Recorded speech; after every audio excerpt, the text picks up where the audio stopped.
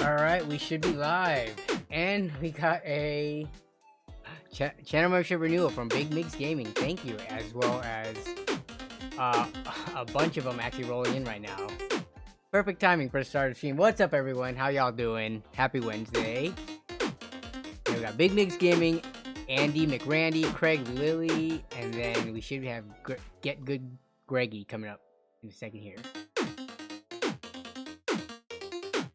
Also, I'm gonna play all the ones from since last week. Thank you, Cobra Katie, Citrus, Rolly Nolly, and Ryan Schultz, and Jonathan Talks Hardware as always. What's up? Alright, who was first today?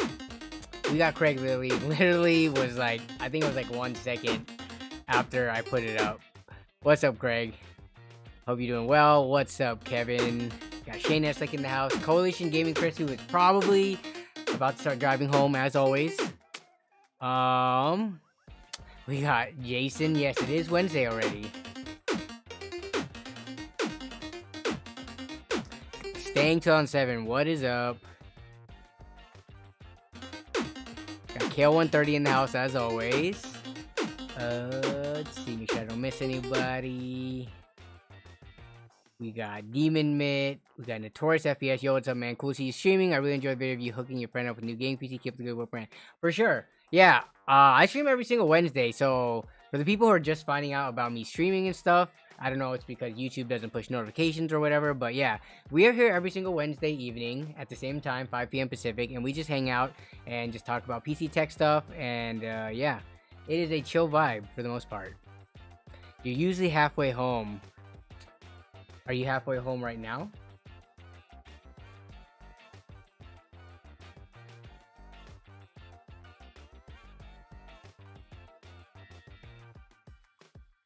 Ads were playing? Which ads? Wait, you talking about the little channel membership things or actual ads? Shane Eslick with the shout out again. Hey, what's up, Cohen Jax?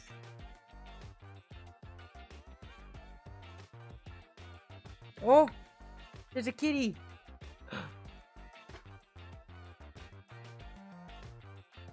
Atlas.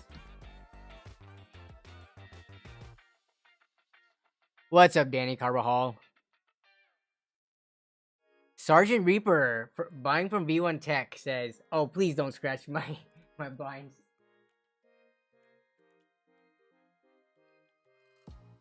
Oh, you're about to blinds. Here you go. Let's see.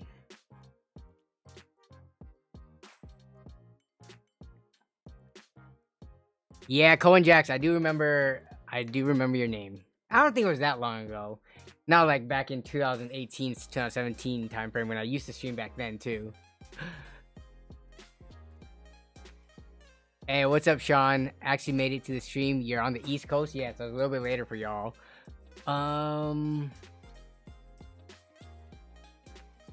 Yeah, so Sergeant Reaper was having troubles with the V1 Tech backplates. Gave them the exact link. They made it up to you by giving you a discount on the next purchase. And you got a PSU shroud cover. Yeah, it's so weird how they messed it up so many times. Maybe it's just that one card they had bad dimensions for.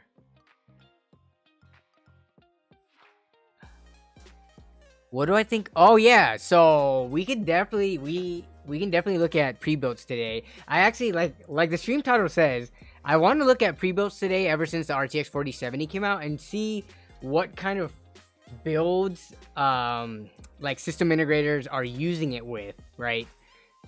So at $600 and then on top of their markup, what are they pairing with it and what is the total cost going to be?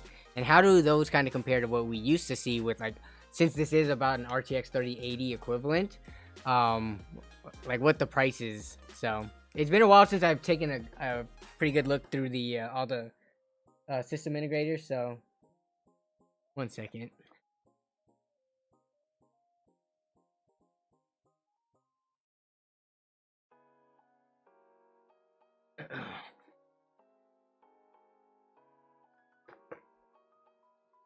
Okay, yeah, they did a scan. So you probably just helped them out. Sergeant Reaper by giving them actual dimensions for them to fix it for anyone else who had future purchases from them. So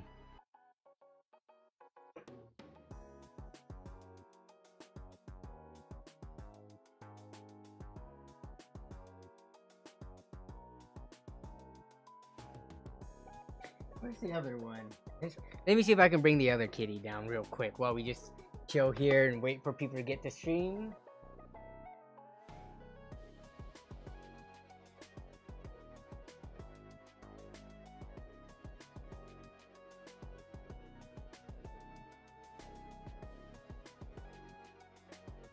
Nowhere to be seen. Arbiters says late? Late? Who's late? You're not late. We're only 5 minutes into the fresh stream.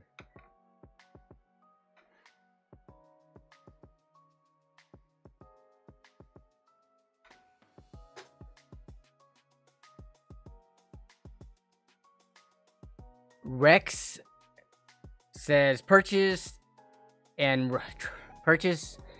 Okay, so you bought and you're running a 4070 Ti pre-built from Skytech for $2250 with tax. Shauner, you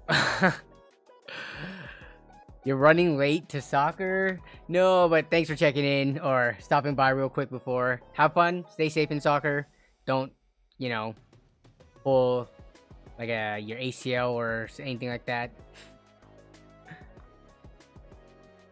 I say that because I know multiple people, not through soccer, but for like grass or turf related sports where you have to make quick turns and stuff. I know multiple people with knee injuries.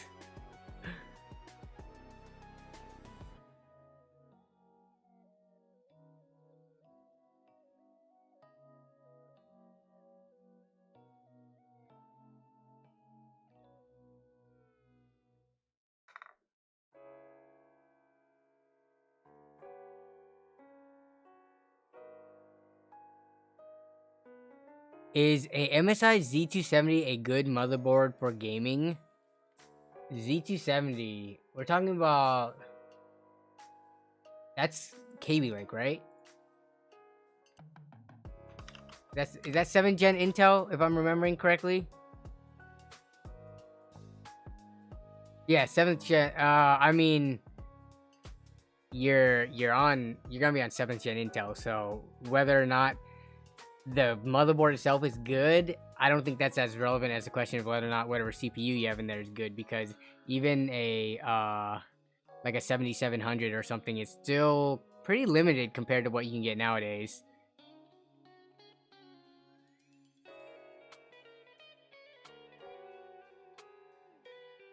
But yeah, for a Skytech 2250 for a 4070 Ti, that's what, $800 graphics card. Depends on what the rest was in it.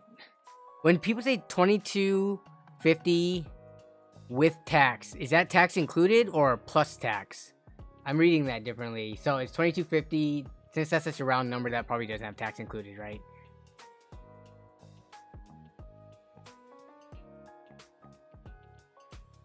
Shane Neslick, you got an EVGA XR1 Pro 4K capture. So I actually used the EVGA XR1, the non-Pro one. It's the RGB one, and unfortunately, I do not like that capture card. I don't know what is up with EVGA's capture cards, but it does not play as nicely as like an Elgato card.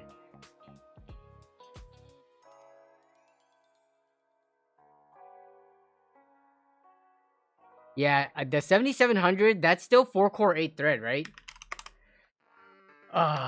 Taking a look at Intel's website. Pretty sure it's 4-core 8-thread. Yeah, so it's just, I had a 6700, and their core and thread count back during these generations, up until 10th gen, was not that impressive. Even like the 8700 was only 6-core 12-thread.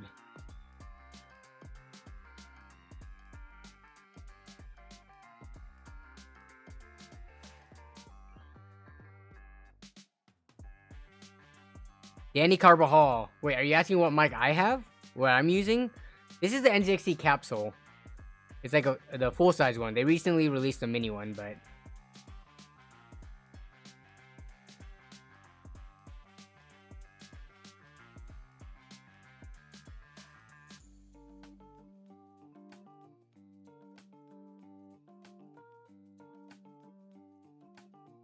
You were in Hong Kong last week and an RTX 4070 Eagle. Wait, what?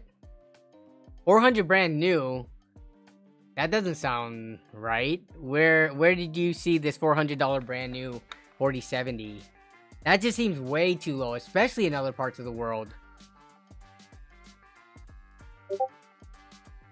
Can we get a 30-second preview of the next LAN party stories? Let me see. Actually, no, I don't have Premiere Pro open right now.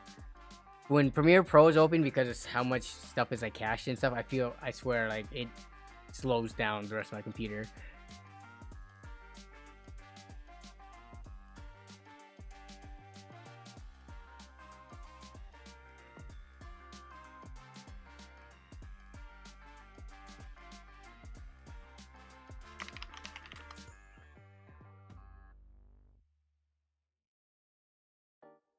AMD?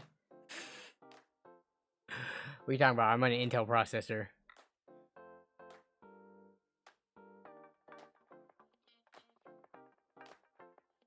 People say TVs are good for gaming, but that's a lie. Monitors are better.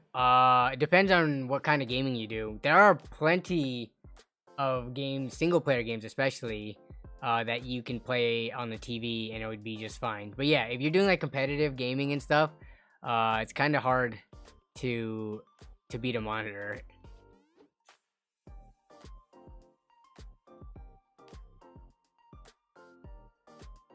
Demon Mitt doubled his RAM like wait, what did you double from?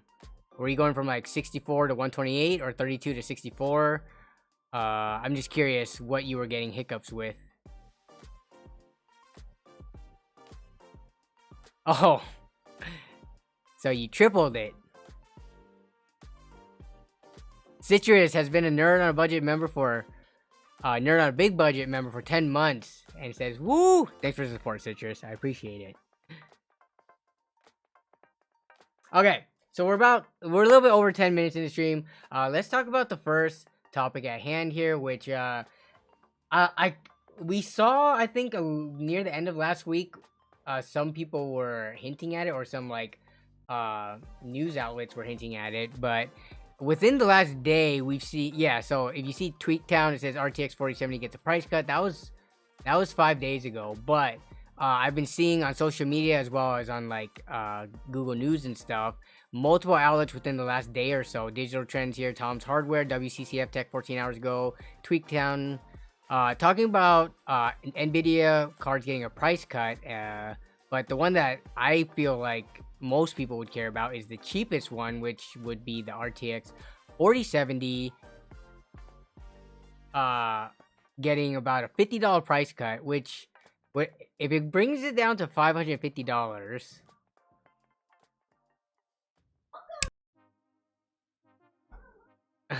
can you guys hear that? For $50 price cut, we haven't seen this reflected yet. I think I saw Brian from Tech Yes City. Let's see, 4070 price cut. He has shown that from other parts of the world that the prices have already started dropping. But if we look at Newegg, that is not what's happening in the US. Probably because the US already has usually the cheapest graphics card anyways. So lowest price. Yeah, so the lowest price, we're still seeing $600 for the 4070. Which, by the way, has anyone bought a 4070 in the chat? And if you did, don't feel ashamed or anything like that.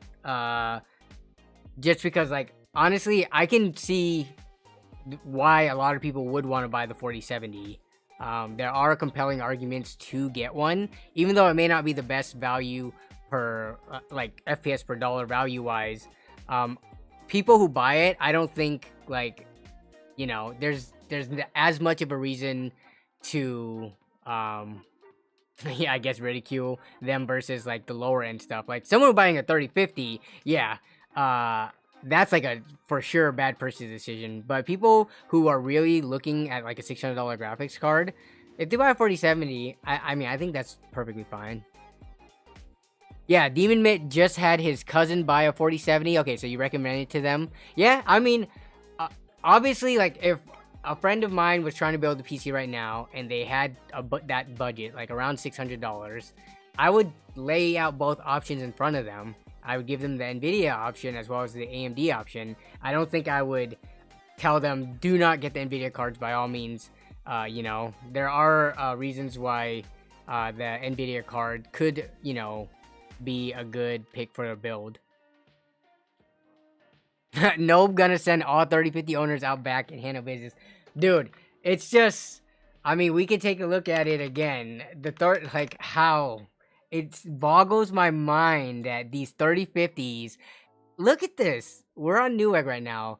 The cheapest 3050 is $274. Why did these just increase from the MSRP? I swear they were hitting 250 like at least one of the prior weeks. But now if you want a 3050, of course this is in the States. I can only imagine it being worse elsewhere in the world. But like 3050s, I guess you could get one on Amazon. Wow, Amazon has the cheapest 3050 right now. Yeah, they've got some for 250, so you can get 260 for this one. So you could get them for near MSRP. But why would you? Why would you do that?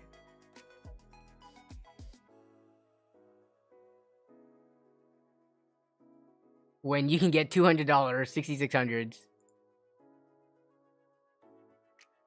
Demon Mitt. Alright, see you, Shauna. Take it easy. Have fun at soccer.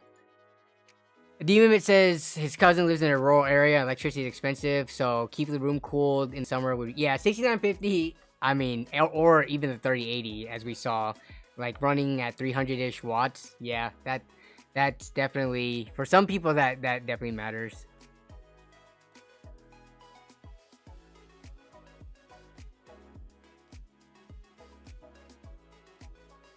Man, being in New Zealand, or the New Zealand tax really makes computers a difficult hobby. Even our cheapest 4070 is the equivalent of 270 or to 720. Wow.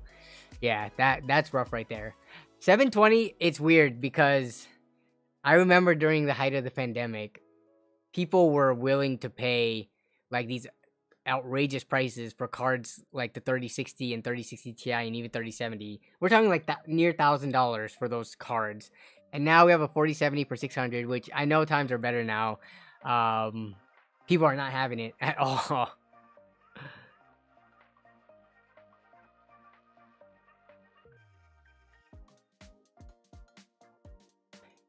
Yeah, but so at $550, I think that so what's happening is, according to some sources, I think the biggest one is from Igor's lab.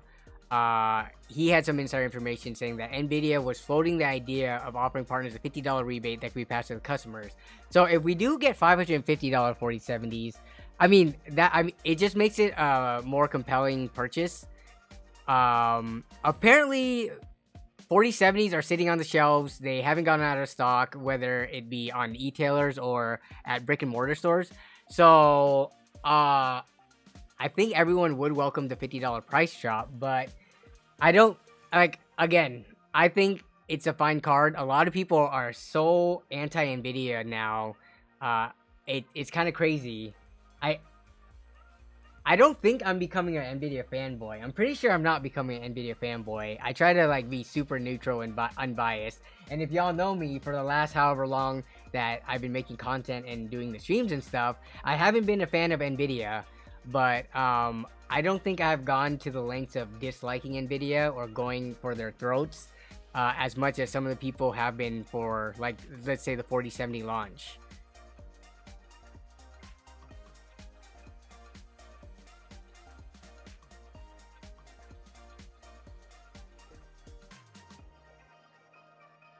Yeah, so actually, so let's look at some of these. So the $600 MSRP cards looks like they did not take a price reduction, but they're saying that some of the MSRP plus cards, so we're talking about the premium cards that were supposed to launch over the $600 price, now they're being brought down to 600. So let's see if that's true at all. So RTX 4070. So let's see if we can find any higher end model cards. with like the you know, the PCIe Gen 5.0 connectors. Let's see if we can find any of those at that price point. So we know these are some of the cheapest. Ventus one, I think the Ventus was the cheaper one. Yep, Ventus was a cheaper one. Was the Eagle? Yeah, this looks like a newer cooler. Let's look at the connector on here. Wow, wait, the Eagle one's 640, and that is what I would consider a base model card. So, which models are they talking about here?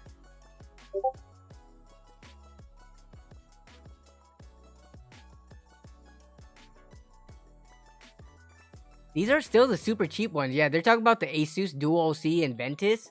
Those ones were already considered like pretty entry level ones. So the fact that they were above $600 to begin with, bringing them down to 600 isn't anything special.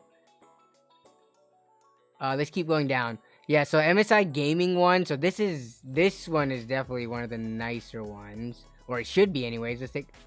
Yep, there it is. There's the new connector on that one. So this one's still sitting at 650. The Windforce one. Okay, let's take a look at this.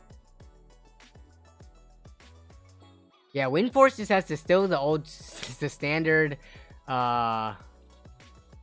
8-pin, and I definitely do not consider this one a more premium model.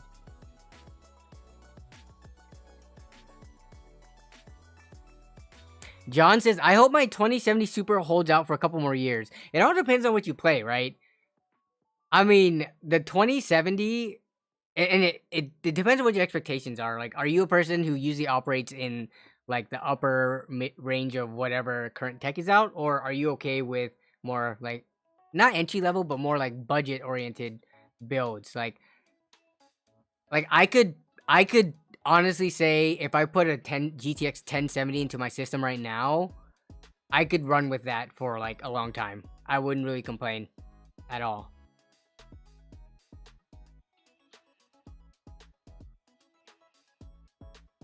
Price to performance, $300.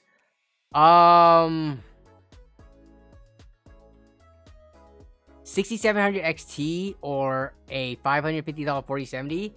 Dude, if you do price to performance, usually the cheaper card is gonna win.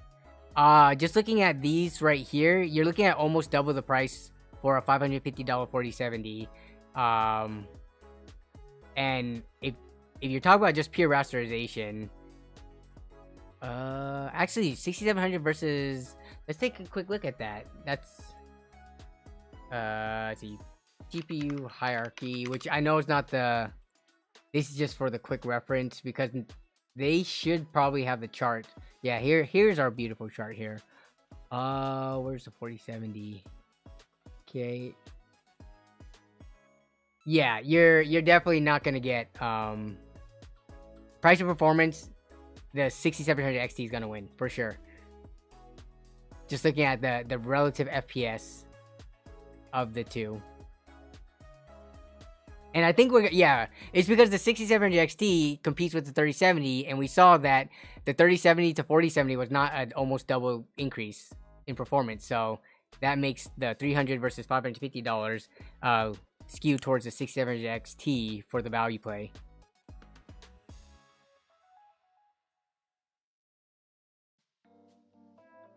So it sounds like not a lot of people did buy RTX 4070s. It sounds like Demon Mitt recommended it to someone else, and then someone else chimed in that said they bought a 4070 Ti build, but no one else really bought the 4070.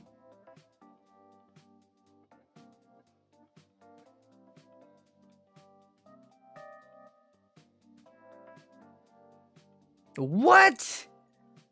This is Fong. You won the GTX 1080 Founders Edition. The bad news is the video card died? Oh my goodness, how did it die? I wonder. I'm trying to think back to that video. Did the person who gave me the card for free, so I can't complain. But I'm trying to think, did he say if he was mining with it or not? I don't recall if that person used the cards for mining. This is when I picked up the 1070 and got the 1080 for free, which was kind of a crazy story in itself. But oh yeah, Lorenzo Sarice, you bought the 4070 Founders Edition with the Best Buy discount, which was kind of crazy. Hey, what's up, Akitax?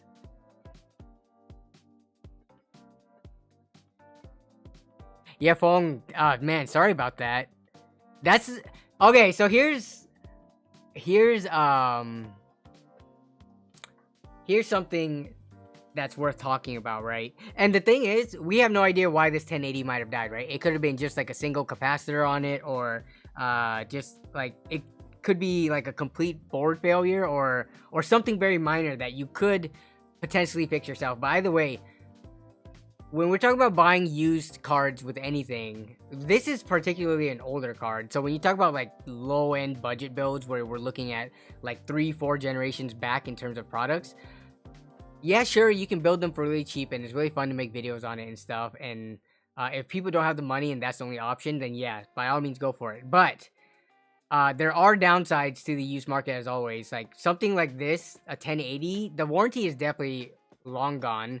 As well as you don't know what it truly was used for, regardless of what the person tells you. Like they could tell you they didn't use it to mine on, or they could tell you that they took care of it and, you know, blew out the dust and cleaned it and didn't let it run hot or anything like that.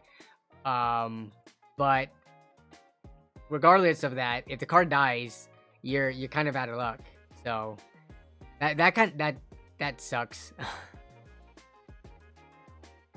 Raymond Lamb says, my EVGA 980 Ti SC died after a month using it. Bought it for 120 in 2021. Power delivery on these cards really suck.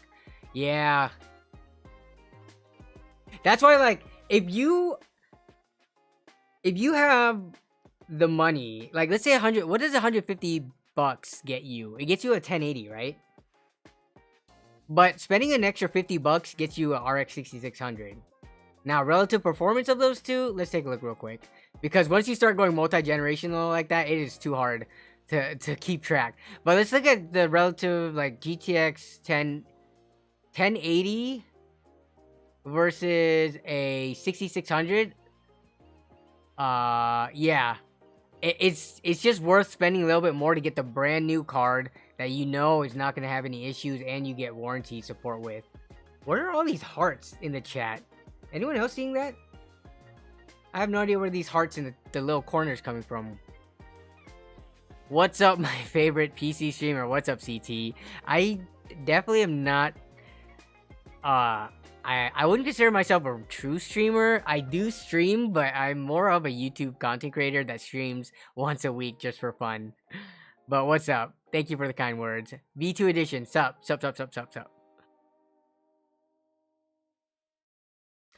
PNK Gaming, it was overheating really bad. The PC was shutting down so many times. I ended up getting MSI. Yeah, 6650 XT. That's such a good replacement for it. But man,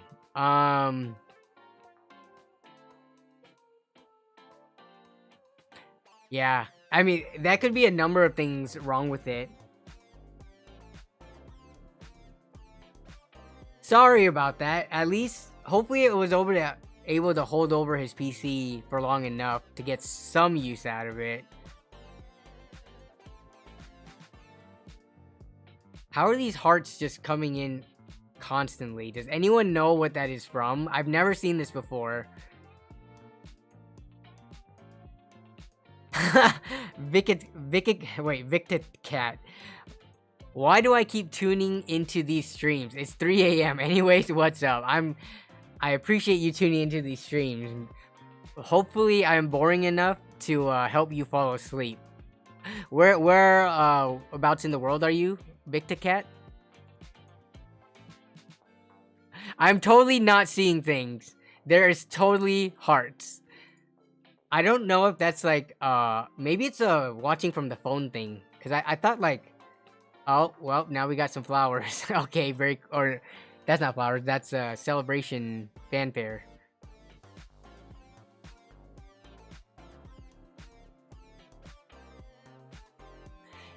Akitax has, I have a question. I used to aim for good video cards because there were really good games coming. But now, what is standard games? I don't know what your definition of a standard game is, so it's really hard to answer this question.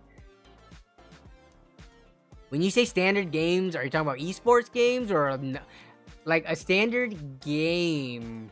Is that everything that encompasses non-AAA, like big studio titles?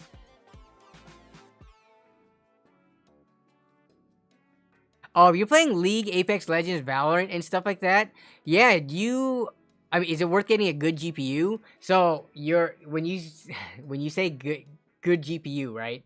I think mid-range GPUs are good GPUs, but you're probably talking about like performance tier wise. Is it worth getting high-end GPUs to play up gaming AAA titles? No, if you are playing things like Valorant, League of Legends, Apex Legends also isn't too hard to run. You will be fine spending anywhere from like $250 to $400. You know, getting anything from an RX 6600 up to maybe a 6800, and that will serve you well for up to like 1440p high refresh rate. But yeah, definitely don't chase higher end new graphics cards in the upwards of $500+ if you're playing those types of games, because it's just not gonna be worth the money. New cards are gonna come out like what, next year or a year and a half from now, and then the value of graphics cards does drop pretty fast once new stuff comes out and once it hits the used market. So like the higher end stuff, yeah, I don't know. I've always liked operating more in the mid-range. Mid to upper mid-range. Have I... I'm not boring enough. You're from Israel, so okay. I've played Phasmophobia before, but only at the LAN parties with my friends and stuff. I actually don't know a lot of the mechanics of it, so usually when we play, they're the ones who are instructing me on what to do.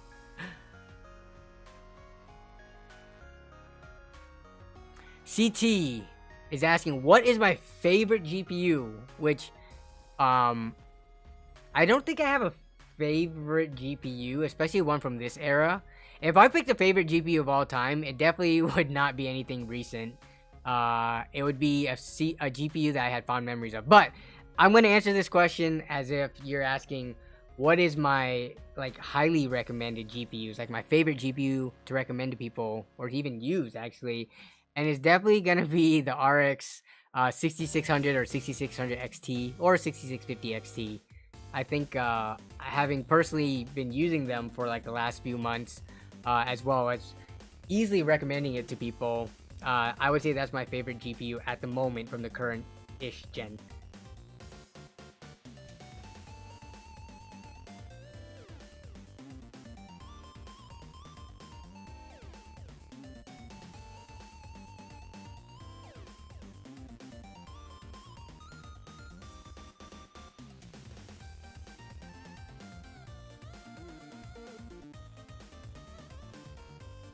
Okay, VRAM time. Actually, I want to talk about this because it's coming up more and more with some of the new releases of, like, let's say Last of Us or Hogwarts Legacy, and channels like Hardware Unbox are, I think Hardware Unbox is probably the, like, of the big channels, the ones that have been pushing or talking about it the most. But in terms of VRAM, I don't know. How much VRAM do you need to buy on a graphics card for the next few years? If you're buying something in the mid-range, honestly, if you're spending $250 on a graphics card, I think getting one with 8GB of VRAM is still fine right now, right? You can't expect everything when you're spending, you know, like, not a premium amount of money on a graphics card. Something like the 4070 being 12GB of VRAM,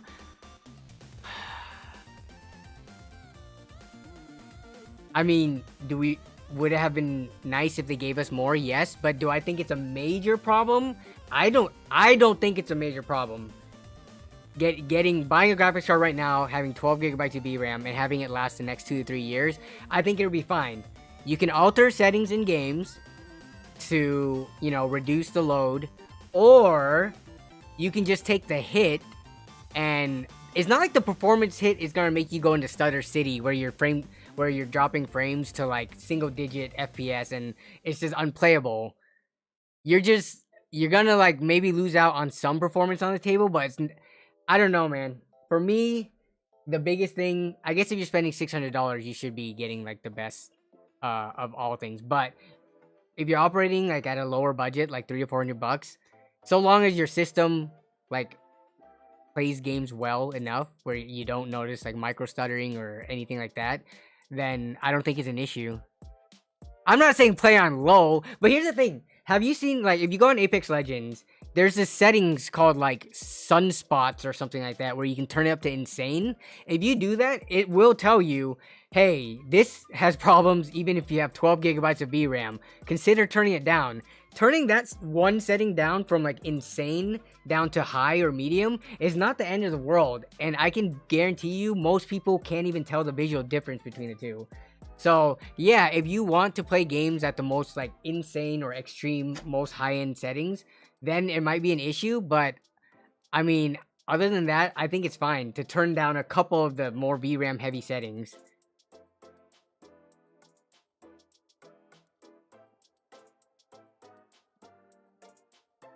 B says, just drop textures, bro. Yeah.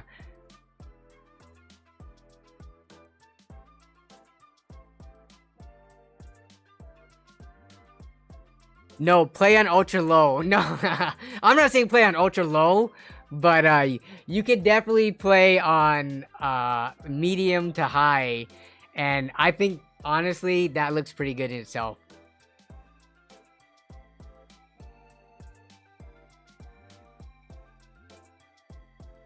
You deal with a lot of driver issues with different games ranging from Apex to... Wait, what's DL1? Is that Dying Light 1? Or is DL1 a different game? What, you run into driver issues with the 6600 XT? What driver issues? When people talk about driver issues, are we talking about like visual like artifacting on while playing the games? Are we talking about crashing?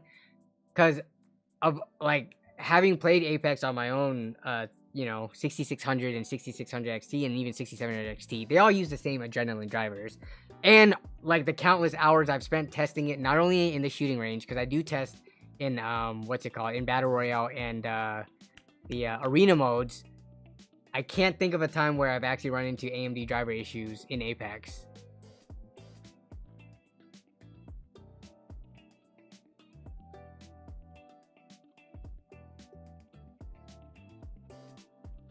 Brian Robinson says, did I see that? Let's look at the Steam hardware survey.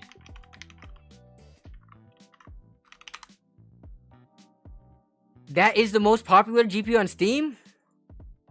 I could have sworn it was like an older one. Wow. Wait. Okay, let's take a look at... So March is 10%. When did it... What? How did these numbers make such dramatic shifts? Okay, does anyone find this a little odd? How did the 3060 go from, in February, 4.36% to more than doubling, about 2.5 times, to March being 10% of all user-submitted surveys? Like, if you look at any other graphics card...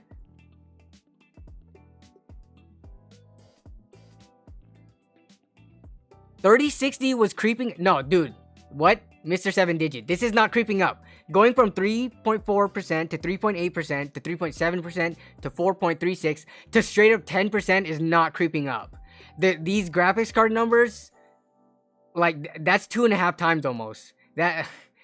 You usually don't see any card hold more than 10%. Like, let's just take a look at back at the end of last year.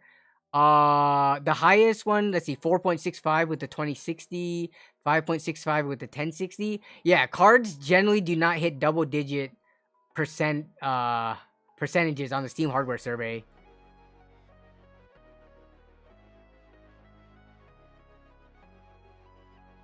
Even with the multiple variations of the 3060, I mean, you gotta like interpret what this is saying, right? It is saying that even if like, let's say a new variant or whatever other variants became available, even laptops, different VRAM models and stuff, it literally said of all the existing freaking RTX 3060 users we had in February, that amount of users times 2.5 is now, like, you know, the amount of users. That just doesn't make sense to me, given that the 3060 launched so long ago and so many people already had it.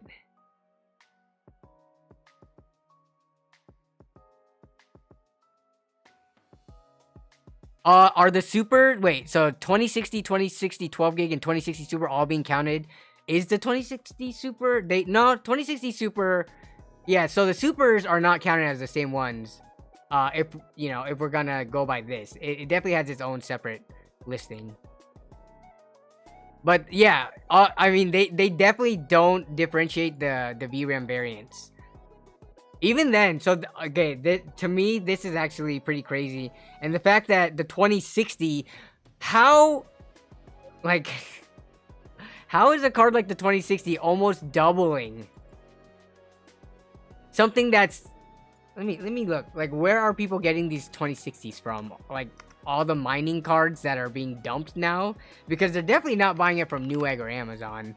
Because if they are, they're getting ripped off.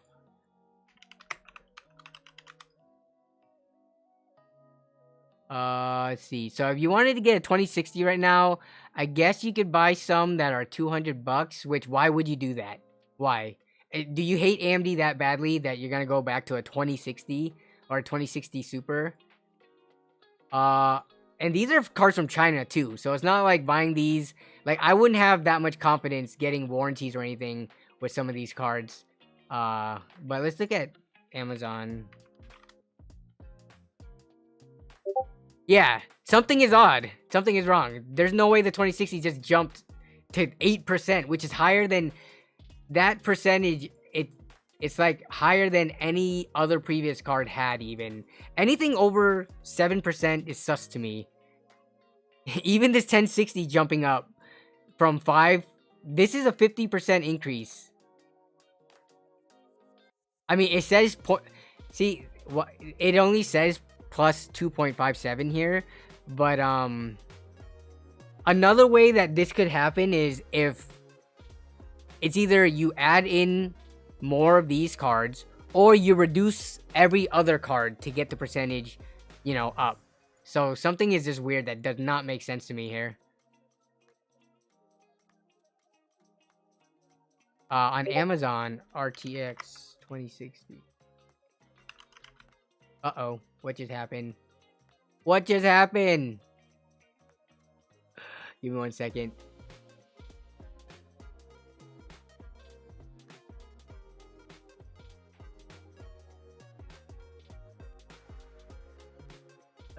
I accidentally Alt F4 all of my browser windows. Okay, let me see. Stand by real quick.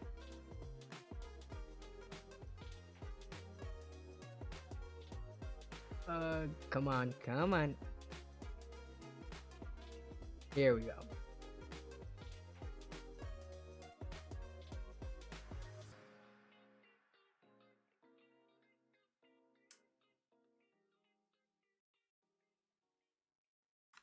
Okay, chat highlight, bam, perfect. Okay, so we got these back. The survey is random and only for people who accept to share. Yeah, okay, so I've heard this comment about the Steam hardware survey before, where they say it's not accurate information because it is very random. Some people get it, some people don't. But I mean, isn't that how most surveys are? It just depends on who is willing to take it and who is there at any given time for whatever survey it is, whether it be Steam hardware survey or like any other survey that has ever existed, right? So while it's not 100% accurate, it is one of the only sources that we have for stuff like this. Does it still heavily favor internet cafes? Was that ever proven? Is that a thing? Okay. Come on. Browser window. Not that one. There we go.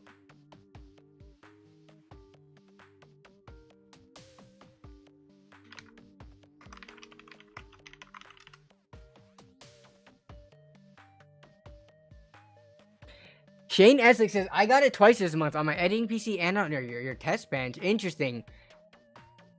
I'm trying to think when the last time I actually got the Steam hardware survey was. I don't get it regularly.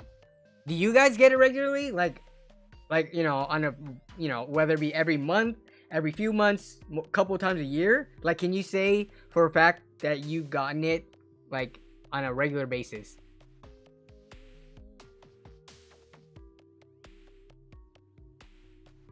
Semi-regularly, okay. You get one every 3 to 4 months, okay. You've gotten it once with your 4090 and when you had the 3090.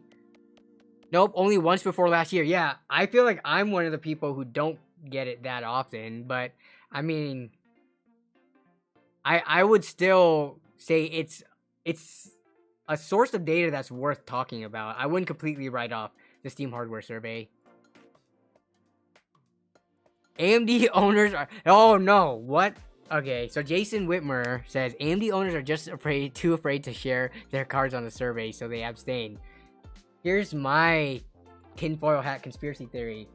Since I've been running an AMD card, the Steam hardware survey, because they're backed by... let's just say they're sleeping with NVIDIA. They have not been asking me to take part in the survey so that it could skew towards NVIDIA's favor. I think that's what's actually happening. Everybody with AMD video cards in the chat, let me know. Have you received Steam hardware surveys regularly? And the people who said they did earlier, do you have NVIDIA or AMD? Now that's the real question we gotta ask here. GPU racism? Okay, I don't know if I would say that. Demon Mitt has NVIDIA and Intel. See? And he's gotten it pretty regularly every 3 to 4 months. My conspiracy is proven true. Why does my thumbnail look funny? What's so funny about my thumbnail? Somnax says, in 12 years of PC gaming, I've been polled 2 times. I've been probably polled like, if I could try to like guess, I would say maybe 3 times in all my years of gaming. I don't get polled it often. I'm trying to think, has it been my main PC or like test computers that has been polled? I don't remember, honestly.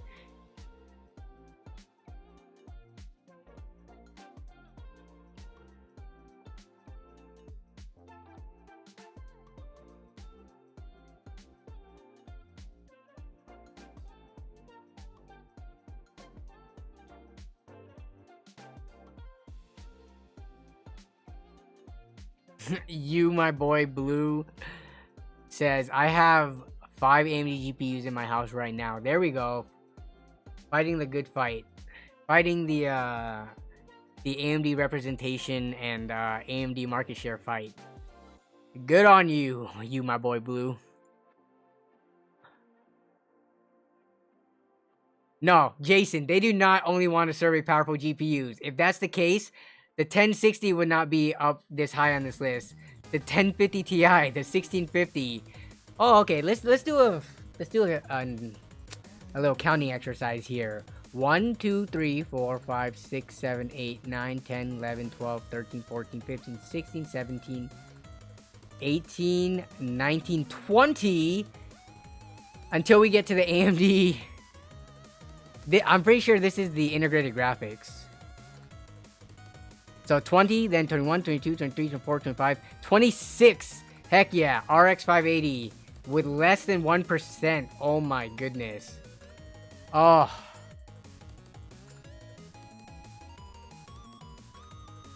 Can you sort by item name? Oh, you can sort by percentage share. Let's do by item name.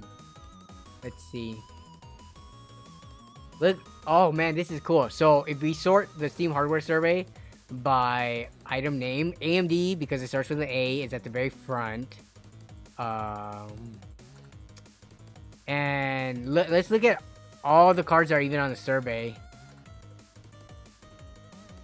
Really?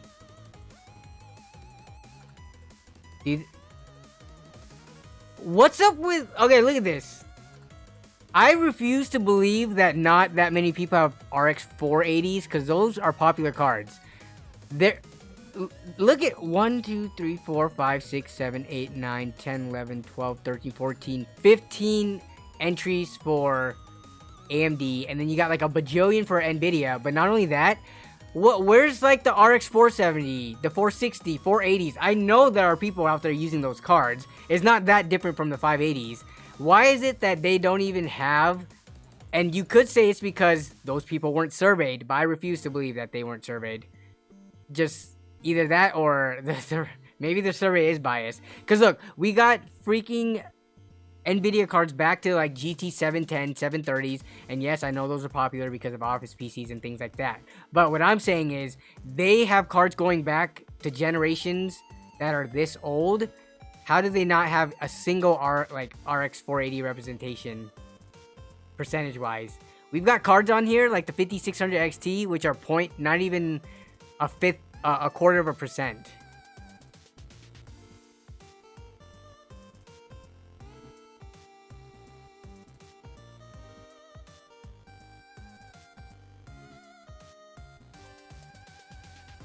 AMD users are too busy having driver problems to complete the hardware survey. Well, apparently that's not... Actually, where's the Intel? So is there's no Intel... ARC cards on here. Huh. Interesting. Too new? No, it can't be that it's too new. We have 40 series cards on here. It's just no one's buying Intel ARC cards.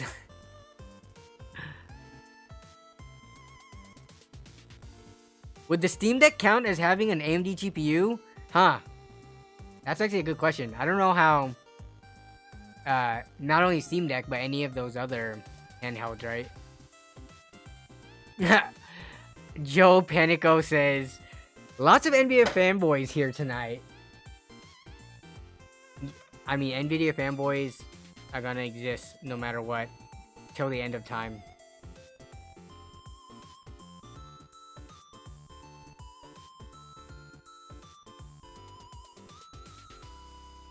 Wait, do PlayStation and Xbox, do they even get counted in, like, do they ever get surveyed? Though? Yeah, even if they do count as AMD GPUs, like, I'm talking about with regards to this survey and these results, are the consoles in these results? They shouldn't be, right? Unless someone's doing some weird stuff running, like, PC OSs off of their consoles? Yeah, they don't have Steam, but I wouldn't be surprised if people do some weird stuff to run Steam on their consoles.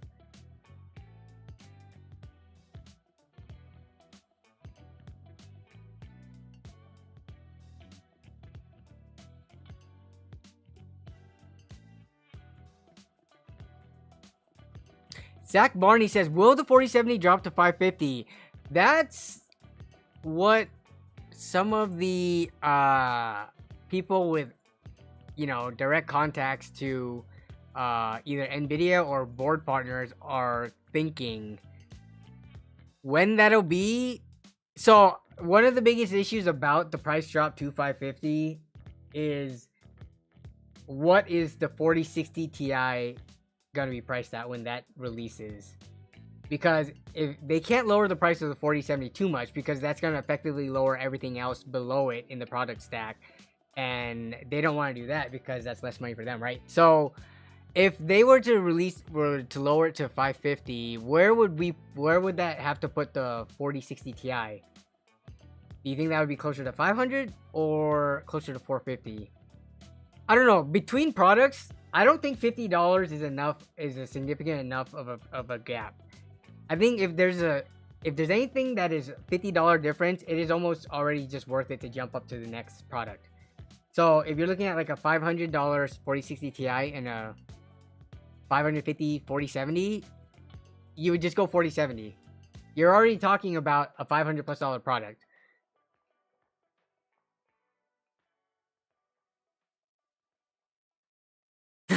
Shane Essex says, Jason Whitmer, you lie worse than Donald Trump.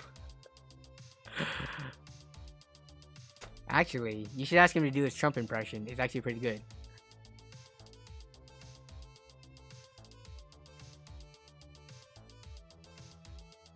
Yeah, but 4060 Ti, no, $400? I don't see it.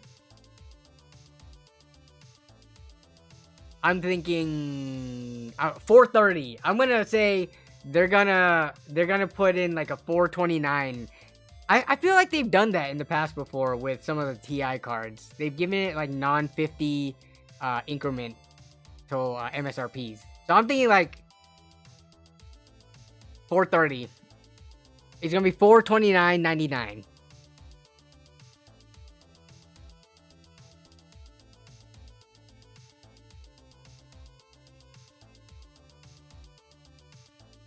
And they had a price path.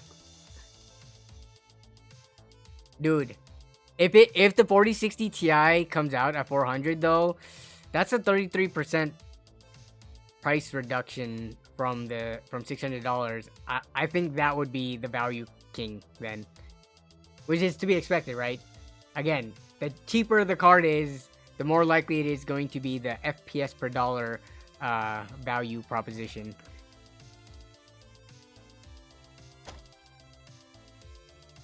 It would follow the pattern, but I don't know. That just seems too cheap.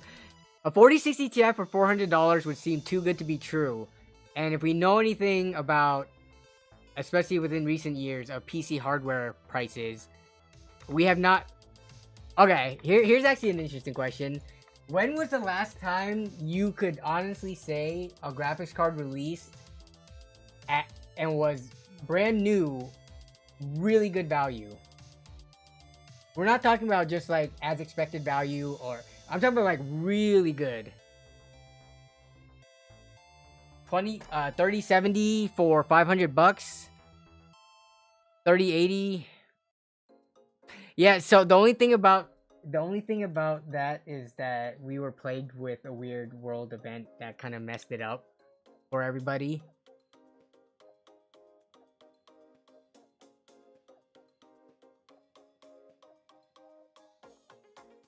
So 3000 series is questionable because we never even found them on the shelves really at that price. And if you did, you were definitely considered lucky because the pandemic was just basically right around the corner. So you're dealing with shortage issues of normally with stuff selling out when they first released.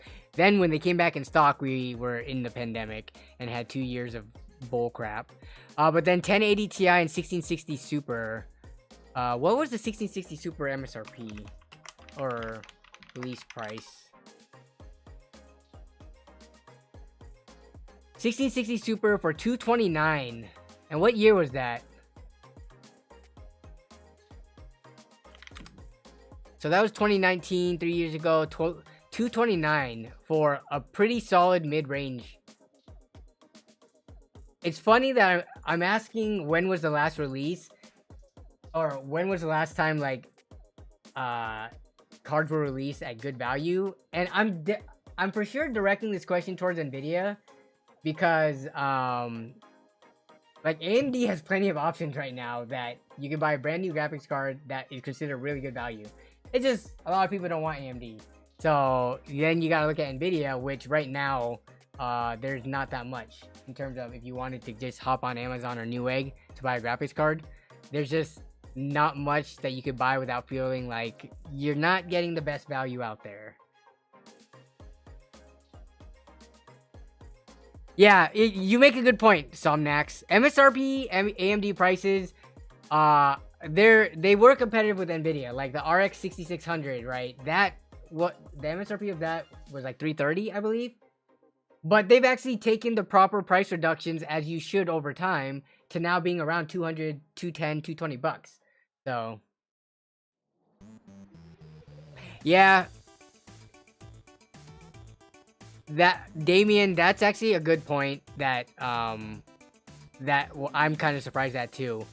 Like, how are the RX 400 and 500 series cards, given that you can find them right now for like $50, $50 to $70 usually, in the used market, or buy them just straight up brand new for like 90 bucks, either from AliExpress or from Amazon. I just don't get how they're not higher up on the list. We had to go down 26 slots to hit the 580 on the Steam hardware survey.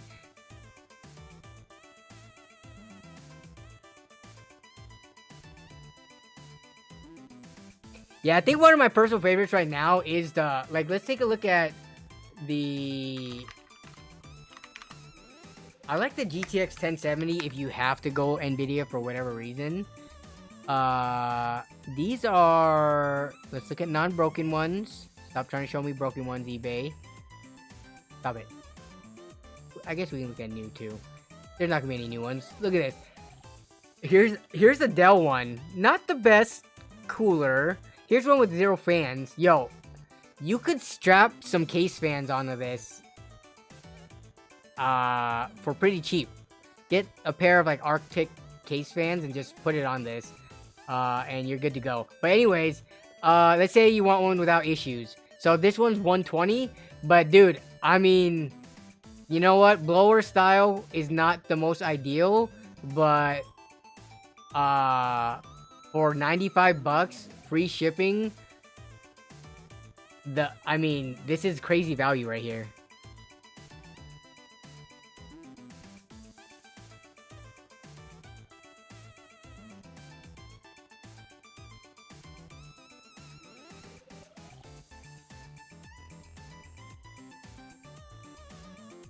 Demon Mitch says, you said in the past, I still say it. Wait, the 2060? For you get DLSS, which, yes, DLSS is nice, especially for something like the 2060. You would want to use that in modern games as the card ages. But RTX? Was anyone really running RTX with the 2060? I remember playing with it. I think, which Battlefield was it at the time, as well as some other games.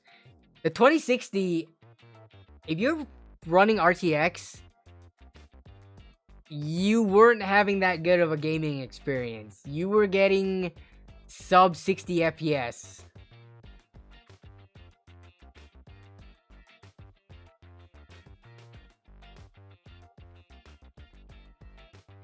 I'm curious. Well, actually, that makes me wonder. Ray tracing RTX 2060 DLSS. Let's see in modern games. Someone must gaming bench. Are these real benchmarks or are these fake ones?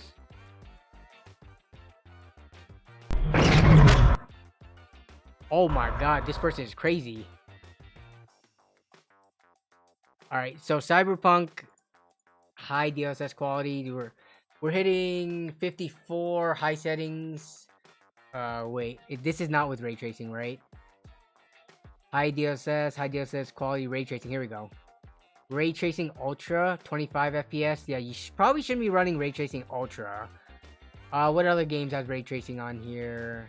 Spider-Man Remastered. Max ray tracing. So this is 1080p max ray tracing on high. Spider-Man actually runs pretty well. It is a pretty well optimized game, especially for being kind of like a AAA type of game. I'm actually surprised about this though. So you do get over 60 FPS. They didn't say if they put DLSS on this one. Red Dead Redemption. What other titles had ray tracing? They didn't test Warzone with it.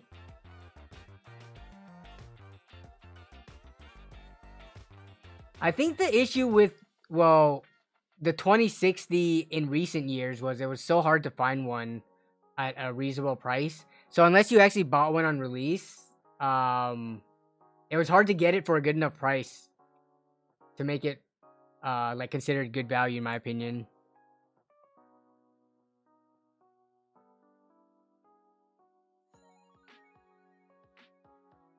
Metro Exodus. Now, like, what else is there? There's so many games. Actually, let's take a look at Forza Horizon, which on Ultra does have ray tracing enabled. This is at 1080p.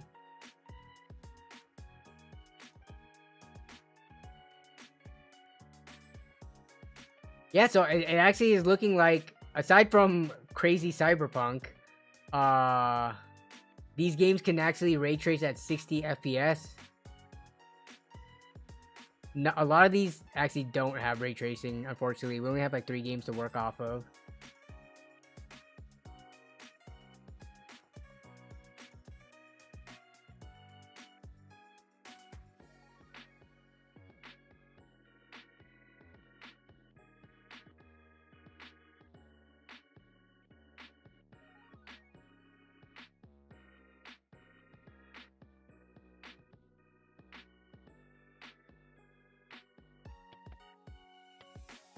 Mr. 7 Digits said, I ran Cyberpunk on a 2060 at 1080p high to ultra.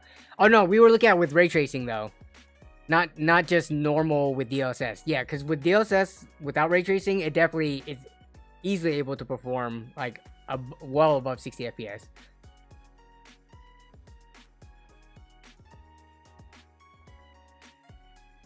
Yeah, for sure.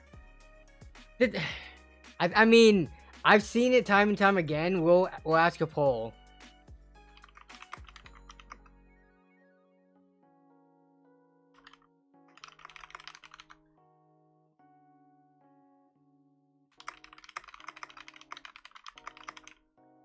Like, do you enable ray tracing when you game? Yes, if you have a card that can do it, and you do. No is if you have a card that can enable ray tracing and you don't. And then I don't have a card capable of it is if you just don't have a capable card. So, yeah. Everyone has a way of voting. I vote no. Aside from looking at the performance and benchmarks and stuff like that, personally, when I game, if the game has ray tracing, I don't turn it on.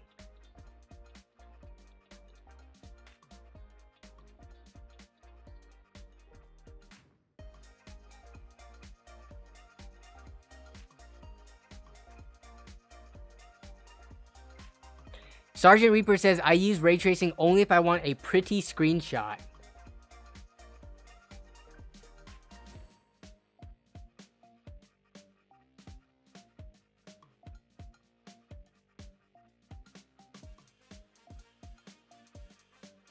Akatak says, I heard waiting a month is best if you want to buy a good video card, because after a month, new cards... Wait, what? That is such an arbitrary amount of time. 1 month. Relative to where... To what time of the year? Waiting a month is best. After a month, new cards will come out. We are not getting cards released every single month. So, when is the best time to buy a new graphics card, you think? This... I don't think there's like a clear answer for this one, to be honest. The best time to buy a new graphics card, regardless of price, is when you need an upgrade. No, but,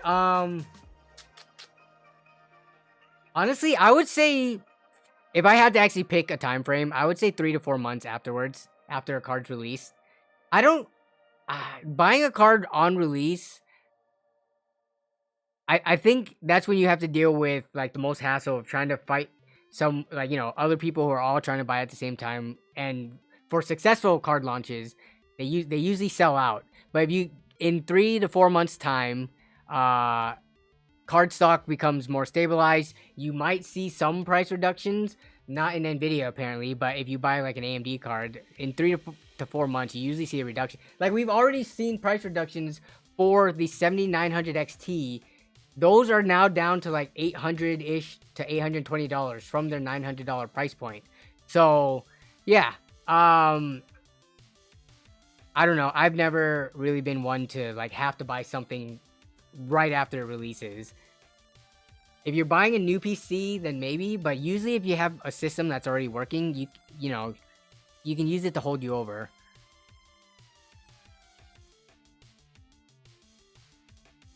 Yeah, that's another good way to look at it too.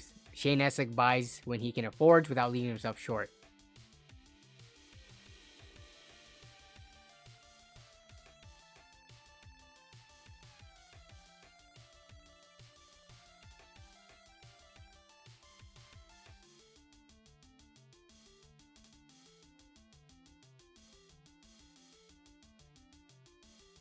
Yeah. Also, every other generation, I agree with this one. Like, please do not be buying a new card every generation. Especially the high-end cards. People buy high-end cards and say, oh, I want to make this last. But then I see them sometimes, for whatever reason, buying the next new big card when that comes out. Like, dude, that defeats the purpose of why you originally bought the 3090 in the first place. If you're just going to buy a 4090 when that comes out. Dude, if you're rich, though, or if PCs are your thing and that's what you spend your money on, it's your vice, feel free. But don't claim to try to make it last several generations or make it, you know, last for a few years if you're going to be buying every single generation. Wait, Demon Mitt, that's your personal PC's upgrade cycle that you did? You went from a 770 to 1080 Ti to a 3090? That's pretty respectable, actually. Like, especially considering, especially at this time, at this point in time, you have all the PC parts to your disposal, so you can pretty much put anything in your system that you want.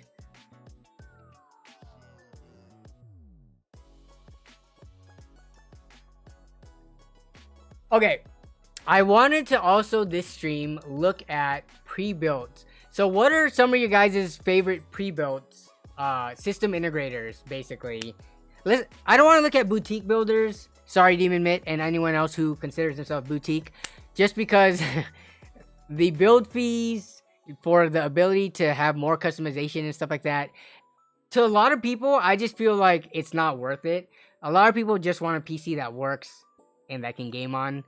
And they have, like, you know, a certain budget that they can spend. So if they want to maximize the value out of it, going with the system integrators that can bulk buy, that can do the very cookie cutter builds, that only slap on like $150 build fees and warranty fees, that's where the value play is.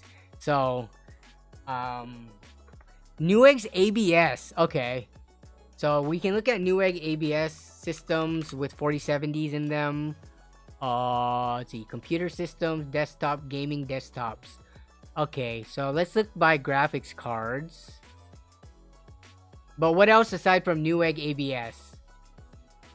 So let's see, RTX 4000. Let's look for 4070. Let's see what their lowest Newegg's sort by lowest price 4070 gaming PC. So let's see what they have to offer there. Wow, they have one for $1,500, which would put, that's what, a $600 card with $900 worth of other parts. They have actually a lot for $1,500. Holy crap. 5800X used for 170? Yay, I would say yes.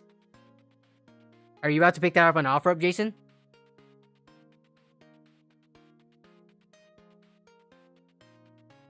I think Alexander PCs does okay stuff. Okay, Alexander PCs. Is there anything else? Alexander PCs. Have we looked at these?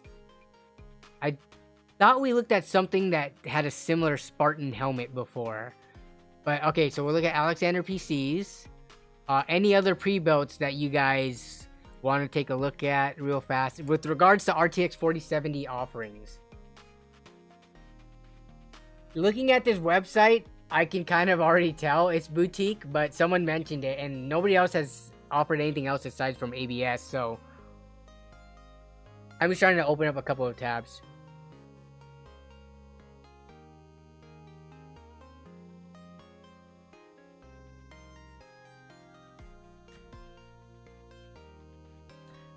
So I don't want to really look at Micro Center because we already know Micro Center, their stuff is already priced really well and it's not as readily accessible to everybody, unfortunately. Oh yeah, okay, I'm actually NZXT. BLD, not BLD. We want this the Prebuilts.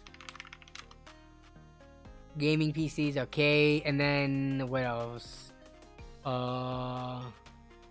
Yeah, actually, Phoenix PC.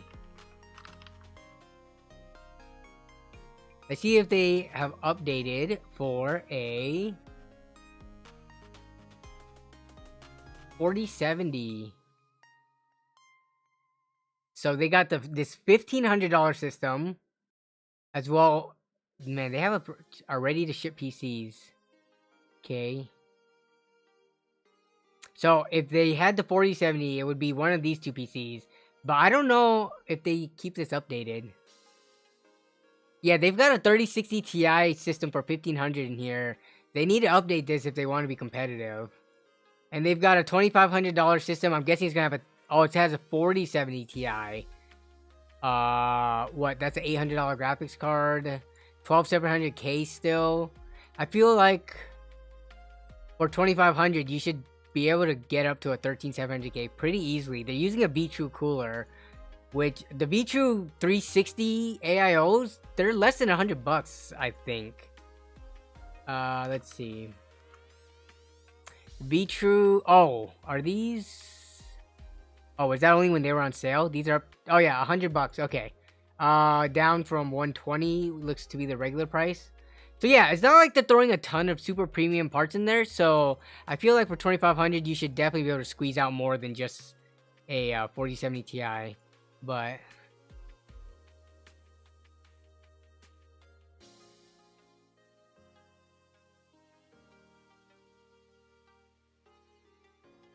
okay, so that was Phoenix PC. They don't have any 4070s. Let's take a look at ABS, which Demon Mitt recommended. So we're looking at lowest price builds. So we've got a 1450. Let's take a look at these four real quick, just to look at the general specs. And then it pops up to 1600. Oh wait, no. These aren't even ABS.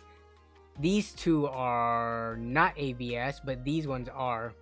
These are recently launched. Yeah, these other ones are from other. It looks like third-party sellers almost. I wonder what the Newegg cut is. If you were to sell a Newegg, what they would take from you as a seller to sell as like a third-party marketplace on here. Has actually, for any of you PC builders and flippers out there, have any of y'all considered selling on Newegg? Would that even be worth it? I don't think so, because the fees must be not worth it compared to selling local or something.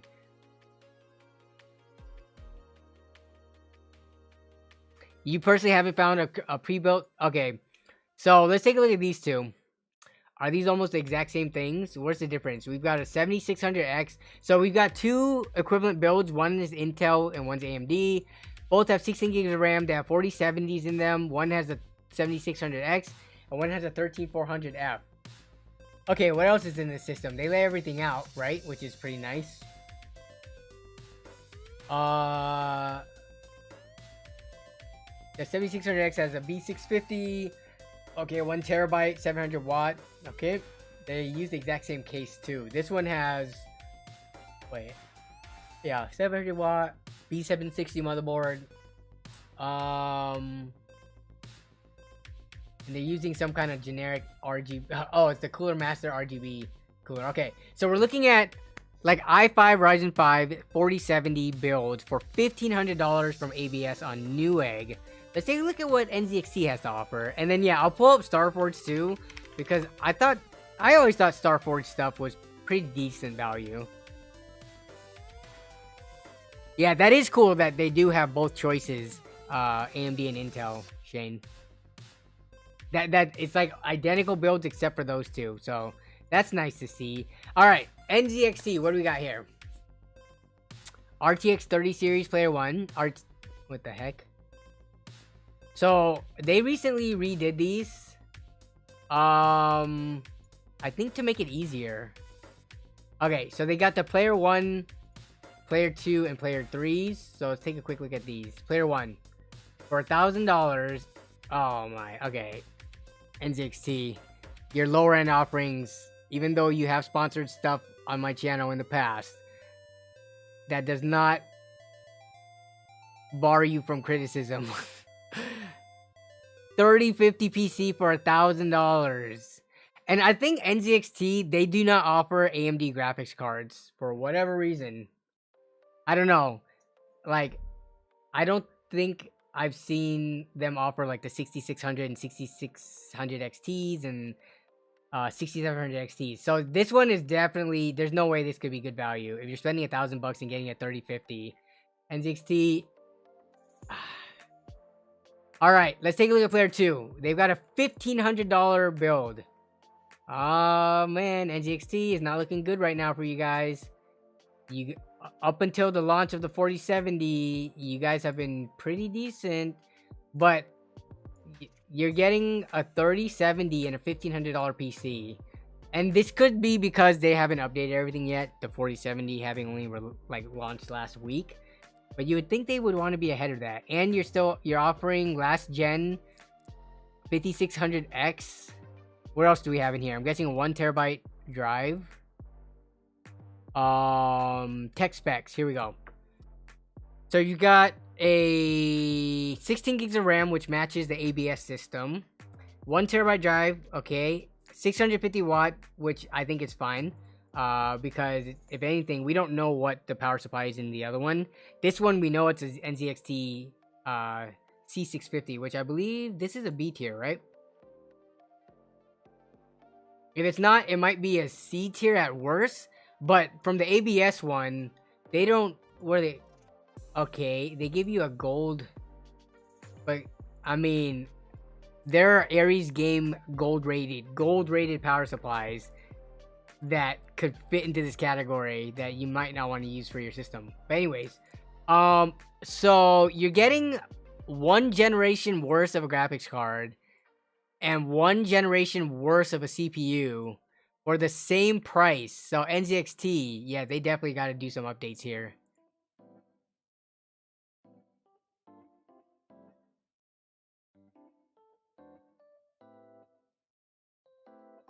Well, Demon Mitt, of course they're gonna give you less value, or they're gonna give people less value.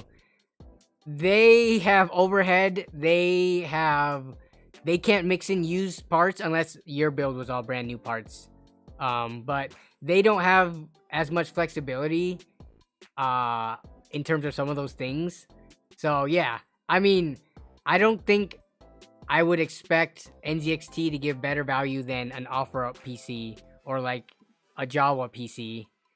They pay taxes too. That's a big one. They when you sell something on OfferUp, you don't have to pay taxes on your profits. And the seller doesn't have to pay taxes on buying it, sales tax. So you could effectively lower the price that way too. So yeah, it's definitely different as like an individual seller versus a big company like NZXT.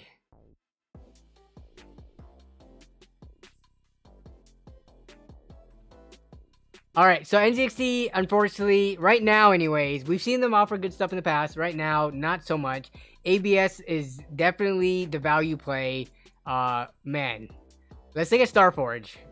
I feel like Starforge is one of the companies, especially since, I don't know, it's backed by streamers and stuff. And it has some past Artesian... Does that have past Artesian builds people in it? Or is it past... Yeah, I think it is past Artesian builds people are associated with it. Not saying that's a bad thing, but like, I don't feel like... I don't know. I feel like some of these companies, they don't have the people there to push them to constantly be on the ball about like updating their builds and what they can offer to drive more value to the consumers anyways. They can drive more value to themselves for more profit, but like I wouldn't expect these let's see, what's their they have a $1,400 PC, $2,200, 30 wow. So Voyager is their crazy $3,000 plus line, huh? Okay. So yeah, this is the closest one that I can find from Starforge. $1,400. But what are we looking at here? 12,400. 6750 XT. They do give 16 gigs of RAM, 1 terabyte. Everything else is gonna be pretty standard. I mean, it's $100 cheaper than the ABS, but you're getting last gen stuff. This could have flown like maybe half a year ago before all the newer cards released and before we got even more price reductions on some of these cards. But yeah, at $1,400, The 6750 XT, those are going for like around 360 pretty normally, 370. Yeah, ABS is still on top. You know what's a funny one? Build Redux, which when they came out swinging with such good value, and now let's look at what Build Redux has. They still have me on their page. This is what, 2 years ago? Build Redux pulled a fast one on everybody, man. They released PCs at crazy good value. Got all these people to do review. Hey, there's Mark Scatterbolt. Tech by Matt's even on here. They had such good value out the gate. And then 2 years later, let's take a look at their builds.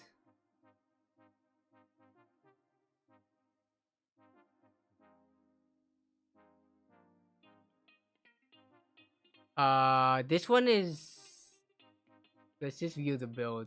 You can modify these. So I build Redux for $1,400.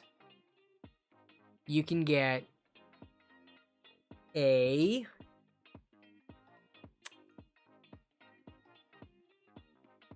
B760, okay. You get a 3060 in it though. Oh, that kind of hurts. $1,400 and you're getting only a 3060. They're giving you a B760 motherboard, but still giving you a 12th gen. Yeah, and then $400 MSRP. What is the 3060 going for on Newegg? This is what I'm talking about though, when I'm saying whoever is like in charge of putting these together at these companies, they put it together and then they don't look at it for like half a year or something because we don't want to look at that. 3060s. Did those go up above MSRP too, just like the 3050s did? Or 3060 mobile, we got to ignore that. If we're looking at a Zotac one's the cheapest for $310, but then we can look at some like Asus dual ones are $340, which is still $10 above MSRP. But yeah, like they. So the funny thing is, I usually praise companies for being transparent and listing out every single component price, but when you do that and you have like horrible pricing, I don't know how I feel about that.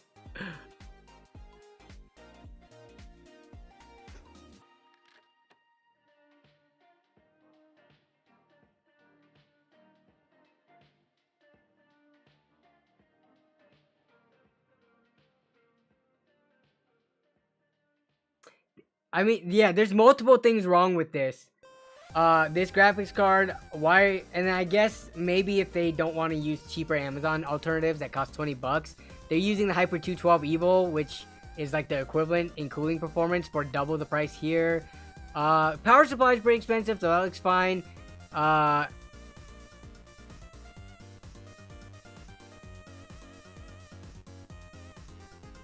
Yeah.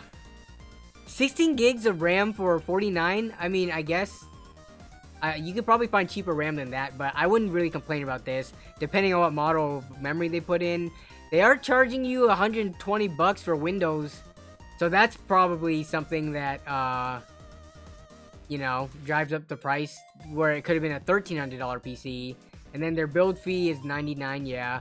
And then Wi-Fi. I mean, there's so many more cheaper. You could spend $170 and get a Wi-Fi like B660 motherboard, I'm pretty sure. So why they're using a B760 with 12th gen and getting like, I don't know, what would you guys prefer? Would you prefer to have a additional PCIe slot taken up, or would you rather just have the Wi-Fi built into the motherboard so that it's just less crap underneath the graphics card?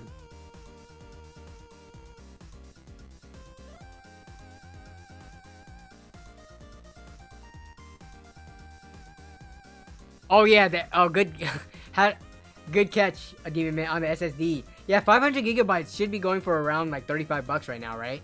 So $70. What are they using in here? Wait. Or seller secondhand Kale. Yeah, they're doing the same thing us plebs do. Has that been proven? So one of the things that I've seen in Twitter drama as of recent, right here, if you guys have heard of what is that company called? The dude's name is Keychron, but he has this company called Sense Quality Tuning. Oh man, this is like the drama corner, the spilt tea part of the stream. If you guys haven't heard of this person, and I'm not sure if we've talked about it in the past on stream, but crap. Let me put in my two-factor authentication real quick because I accidentally alt F4'd out of Twitter earlier. Twitter 214. I was about to read out my authenticator number.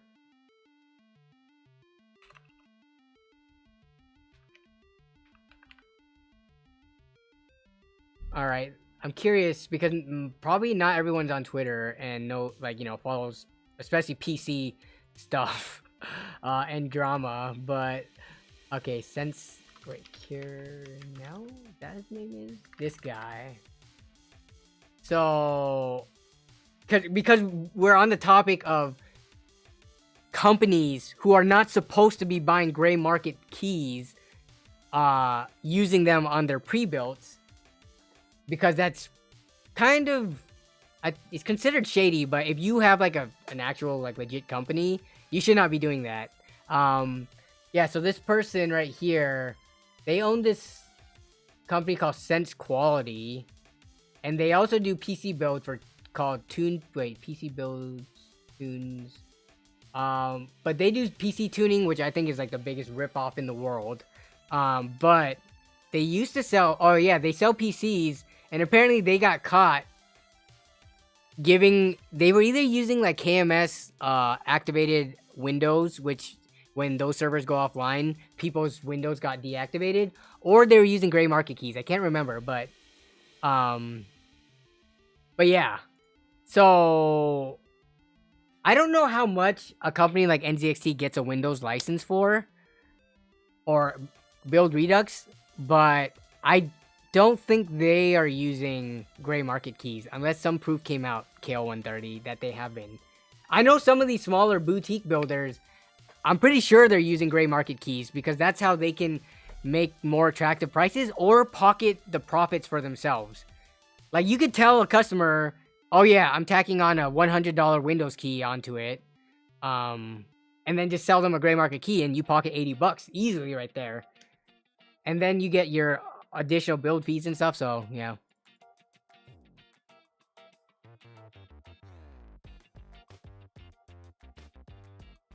Demon Mitt says, because for those of you who didn't know, Demon Mitt is a person who's like a power seller in terms of building PCs and stuff. A PC, I guess you can call him a boutique shop, a PC flipper, whichever you want to call it. But so Demon Mitt buys gray market keys, but you price them at the price they're listed at. So you charge the customer the $20 or $15 or $10, whatever you pay for it. You don't charge them more. Wait, Demon Mitt, why are you buying keys? All gray market keys are created equal, aren't they? Why are you spending $30 on them when there's like tons of people with discount codes and stuff that can get them down to 15, I thought.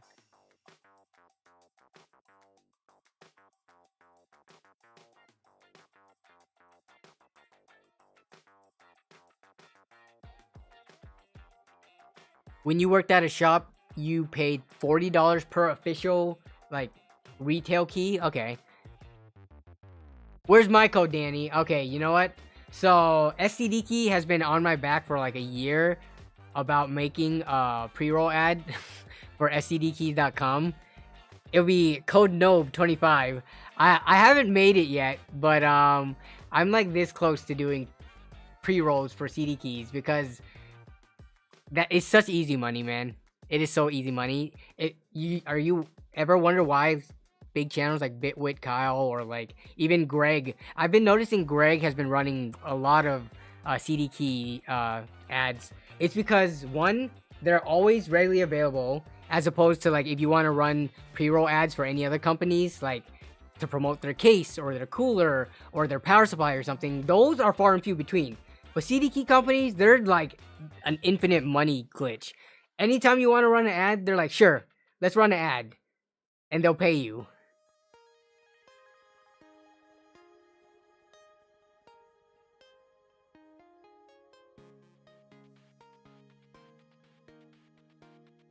So yeah, I don't. Who has run of you guys that you guys have noticed? Who of the medium to large tech content creators have you seen running pre-roll ads for CDKey websites? I think of the biggest ones I've noticed was Kyle and Greg. I don't think Paul's ever run one, unless I'm mistaken. I definitely know, like, Linus would probably never run one. Like, I don't think Jay would ever run one either. He has plenty of, like, World of Warships and other stuff that he can do. iFixit. I feel like once you hit, like, 1 million... Actually, no. I can't say that, because Kyle's above 1 million. Yeah, Techia City. Yeah, Brian definitely does it a lot. Toasty Bros does it a lot. Yeah, and with the Toasty Bros, it's probably because they produce so many videos that they can't fill it with other sponsors, like, you know, like they do sometimes SSDs or like a PC case and things like that. But it would be very hard to fill as many videos as the Toasty Bros makes to fill those all with other non-CDKey sponsorships. There's just not that much out there. And all the, like, a lot of the companies like Be Quiet, you know, Deep Cool, or any of the ones that are running ads, they are looking towards like the bigger channels to run ads for. PC Builder, yeah. So I don't know. I've always, like, I've never liked the CDKey stuff, but it is so tempting to make easy money.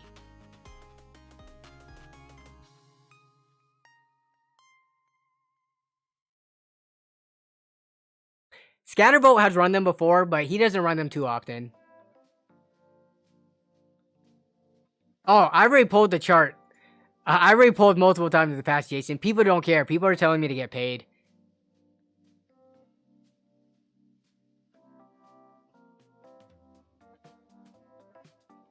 Minos42 says, I don't see the problem with it. Those...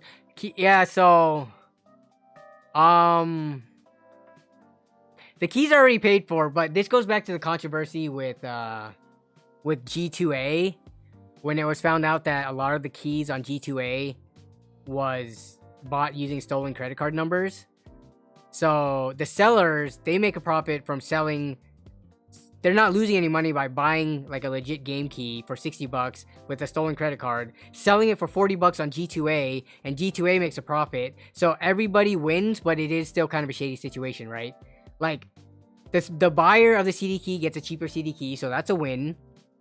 G2A makes some money, so that's a win for them. The person who stole the credit card, they make the money from selling on G2A, that's a win for them. But, I mean, it's based on stolen credit cards, right? So...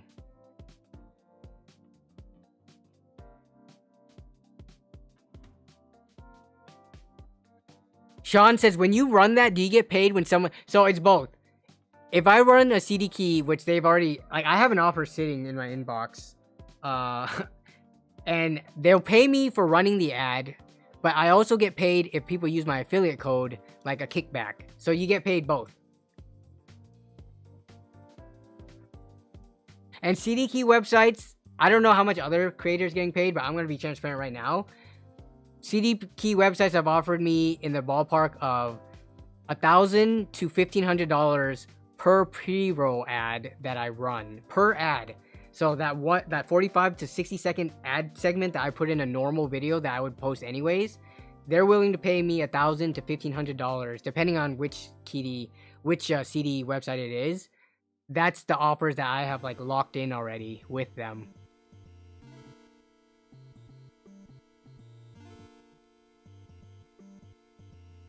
So you can imagine how much Kyle or Greg or any of these other bigger content creators than me have probably negotiated with these CDKey websites if I'm able to get that at my view count and subscriber.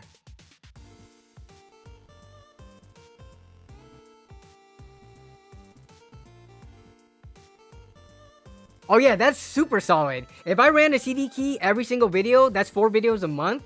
That's like $4,000 to $6,000 without AdSense, without affiliates or anything. That's just based on CDKey advertisements. But I don't know, man. Like, it is easy money, but do I want every single one of my videos to have a CDKey pre-roll in it? I definitely don't. But money, we all need money. It's yeah. Yeah, imagine if LTT ran CDKey ads, how much they could charge, and if they did it, because they upload how many times a week? Like 5 times a week or something like that? Probably more across multiple channels.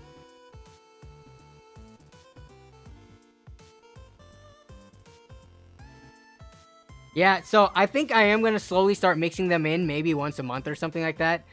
Just because it's such a revenue booster. But we'll see.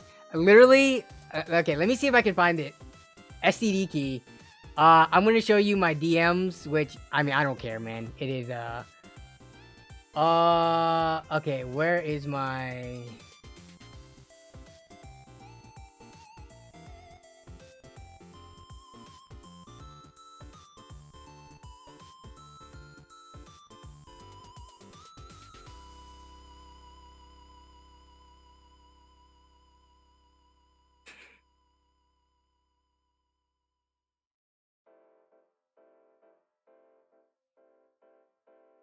Okay, so I'm gonna show you my DMs with them, which should be. Oh man, wait. There's other DMs I have here that I don't want to show. Okay, I'm gonna copy and paste this.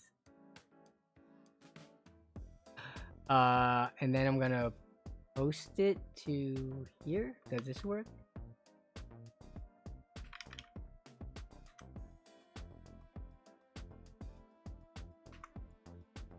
Oh, save that. Let's see, documents, pictures. Okay, now I should be able to pull this in. The thing of, okay, here we go. Because I didn't want to show all my other DMs. But so here's my back and forth with VIP SDDKey, which I mean, they have been in my inbox and email even before 2019, but this is when we got over to Twitter as opposed to the emails. So they have been wanting me to run at CDKeys, but here's one of the offers. Let's see. So here's from a more recent message with them. Hey Danny, how are you? Doing fine. Grace from SDDKey, Neuro Budget. You're gonna sign 6-month contract every month, 3,000 USD for 3 pre-rolls. Oh wait, you can't see that because it's not zoomed in enough. 3,000 USD for 3 pre-rolls, around 40 seconds, which I would prefer. Yeah, I would definitely prefer running 40 seconds because that 20-second difference is a lot, like 40 versus 60. So the fact that they're cool with 40 seconds, and this could be negotiated on too. But yeah, this is equivalent of 1,000 per pre-roll, which can easily fill up like a month's worth of, you know, videos. So yeah, those will probably be coming like next month or next couple of months. But yeah, I have other sponsors ahead of them though.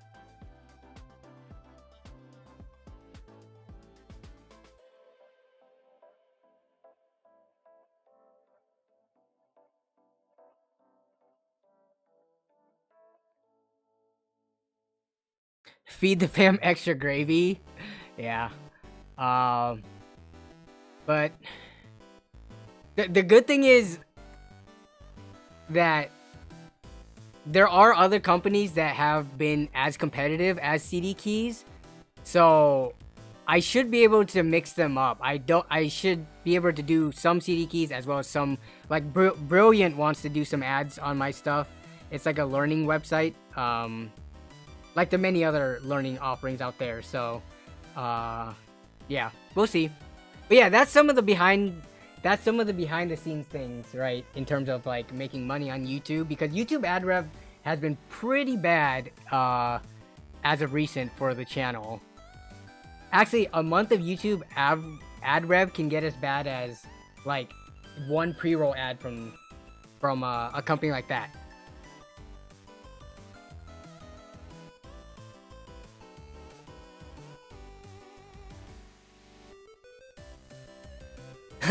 You need this ever since Dovak left. You get it? Yeah.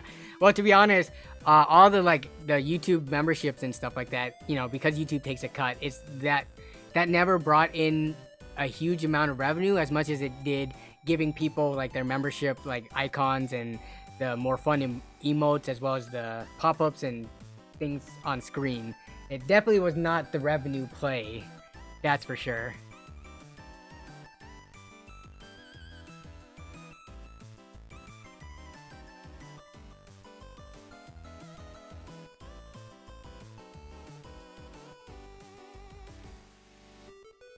Mr. 7 Digit says, do they know who I am? Needs to be at least 5 racks. Nah, dude.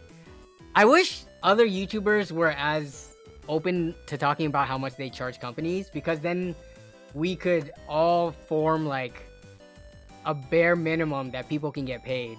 Like, I don't know if some of the other content creators are getting like 2,000 around my size, like 2,000 bucks for pre-roll or something. But some of these companies, they do try to offer as little as possible because they know people who are desperate are gonna take it. I've had companies like, so, what's the NordVPN? I've had NordVPN, and you know they're a huge VPN company. They have tried to offer me as low as like 300 bucks per pre-roll, which to me is pretty insulting. Like, they're trying to squeeze as much views out of as little dollars as they can, and Nord is huge, right? Like, you see big channels like Linus advertising them and stuff like that. The way they treat smaller and medium-sized creators, it's just like, it's horrible, which is again why a lot of people like to go towards the CDKeys and things like that. Water, thanks for the reminder, Kevin. Yeah, dude, the biggest companies, yo, I'm about to air some dirty laundry here. I'm about to show some emails from like Ridge Wallet and some of these companies because they are insulting when they give some offers. I think for Ridge Wallet, they didn't even want to pay me on the first video. They just wanted to send me a free wallet and say, depending on how that did, then we'll consider paying you in future videos. So screw Ridge Wallet.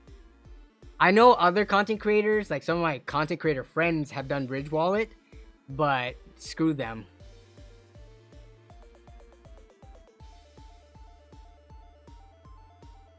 Yeah, Nord, I don't remember if Nord was the one that got hacked and was hiding it.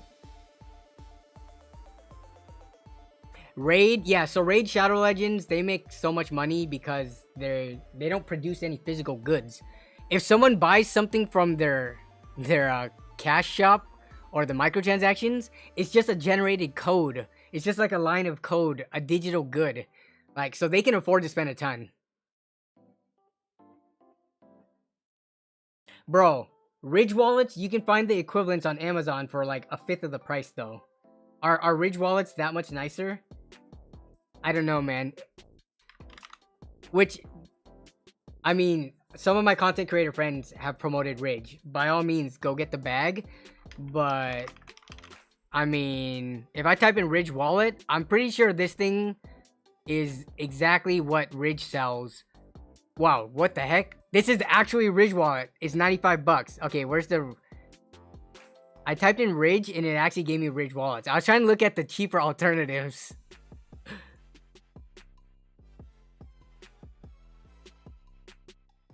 Last Claudia ad read, baby. Heck yeah. I reached out to them. They weren't interested.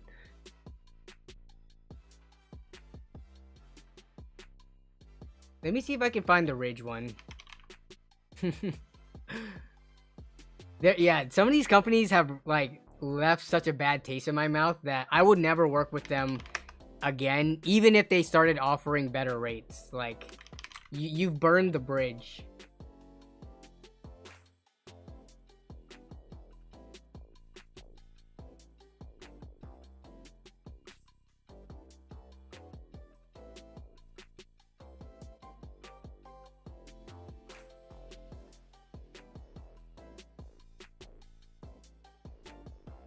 Okay.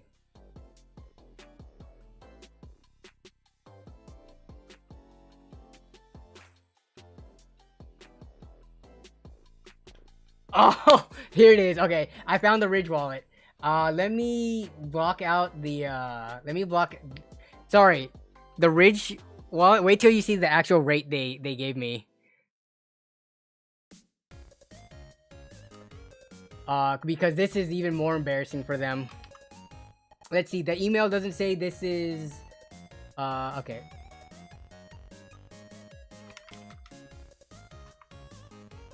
Okay, let me at least block out the name because I don't want this person name to be shown. So we'll block that out. Near our budget. I'll leave that name. Okay. Okay.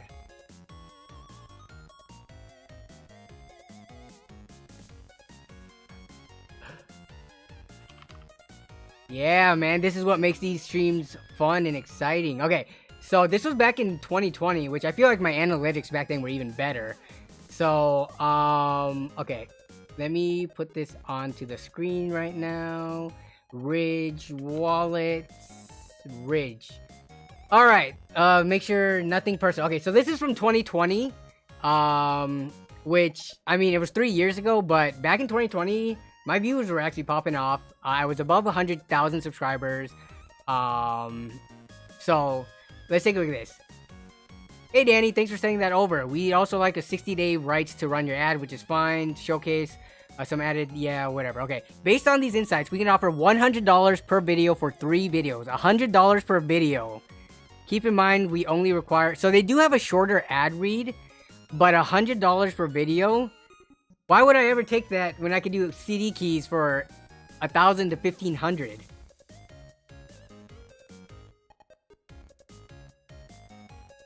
And yeah, I feel like in 2020, these companies, well, let's see. So we had a pandemic, but people were sitting at home. I'm trying to think of if like, I don't think the pandemic would have affected them so much to offer me this low of an offer. 100 per video. I would rather post 0 ad and not subject my viewers to ads than to get paid $100. Like, yeah. The Smash TV network says, I eat that much in a day. Yo, are you rich or something? $100 a day?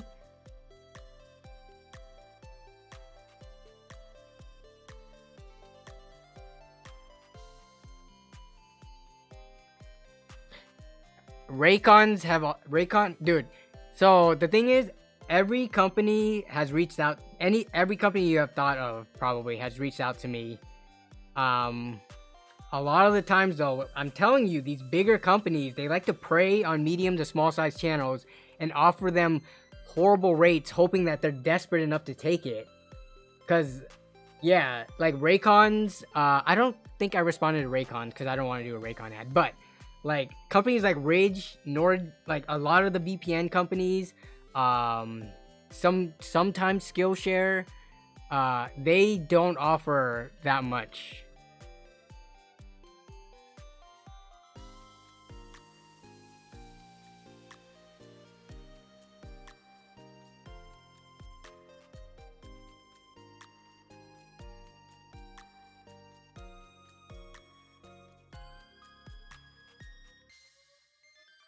Yeah, so Jason is like 1,000 to 2,000 size subscriber, so like a small channel, right? But he's saying most of the companies just want to send him free stuff. At least I think they're trying to at least send you free stuff, right? Not just get you to read the ad and not even give you free product.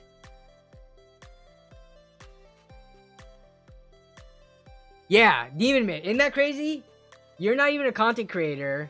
I mean, you do post on Instagram and you have an Instagram following and things like that, but the fact that you easily can get sent wait, Demon Mint, have you received monetary sponsorships, or do you mean like value based when they send you PC parts worth like hundreds of dollars and stuff like that? But yeah, the fact that you could even get more than $100 worth of value from companies, and Ridge is trying to offer a 100K subs channel $100 per video, and that's a multi-video deal too. Isn't that like sad? The fact is, when you do multi-video deals, you would think that you could at least negotiate a better rate because you are going to do follow-up ones. I don't know who should get the better deal in it, the company or the creator, when it's a 3-video deal. Locking yourself into this, I don't know. As a content creator, it doesn't seem like the play.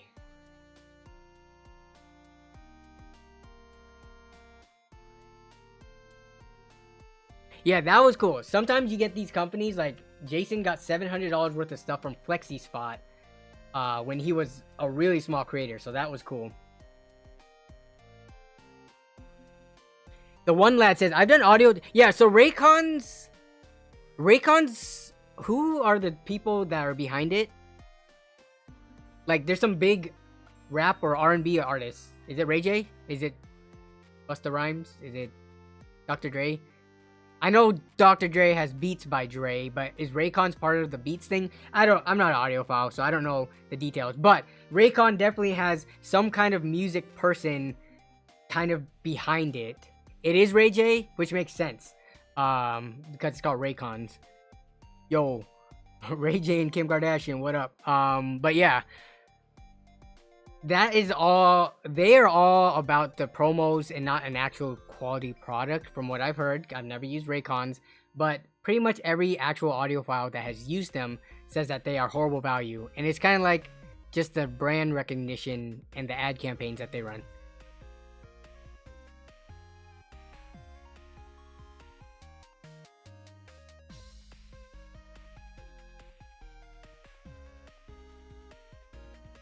I just assume anything being advertised through a YouTuber isn't the best product because they spend all their money. Well, it really depends, right? Because, like, legit PC hardware companies have advertised on, like, my channel and bigger channels and stuff like that. Like, when Thermal Grizzly, Thermal Paste, like, stuff like that, there is actual value to be had in them.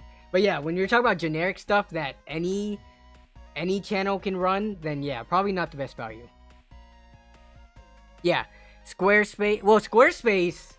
Isn't Squarespace fun? Doesn't Gamers Nexus run Squarespace stuff? They should be okay, right? I would think that Steve is pretty picky about what he runs. But Raycons, Raid Shadow Legends, Rage Wallet, yeah, those all I kind of like put in the same boat. Does anyone here actually play Raid Shadow Legends? I know if Death Tech was here, he actually plays it. He's like the only person I know that actually plays Raid Shadow Legends. Yeah, Gamers Nexus does run Squarespace. I think that's what they use for their own Gamers Nexus shop. But yeah, everything else, I get what you're saying.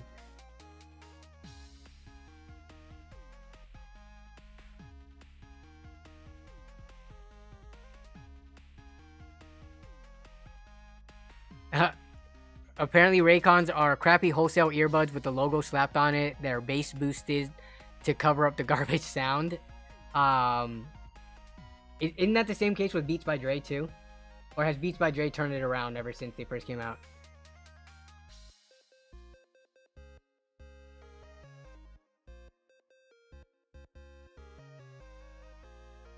D-Brand only exists because of advertising. There are, you can get generic eBay or Amazon vinyl wraps for the same price as D-Brand. It's just because they have their whole, what's it called? Where they treat the customers like crap. Edgy, memey, kind of social media presence. That's why D-Brand is so popular.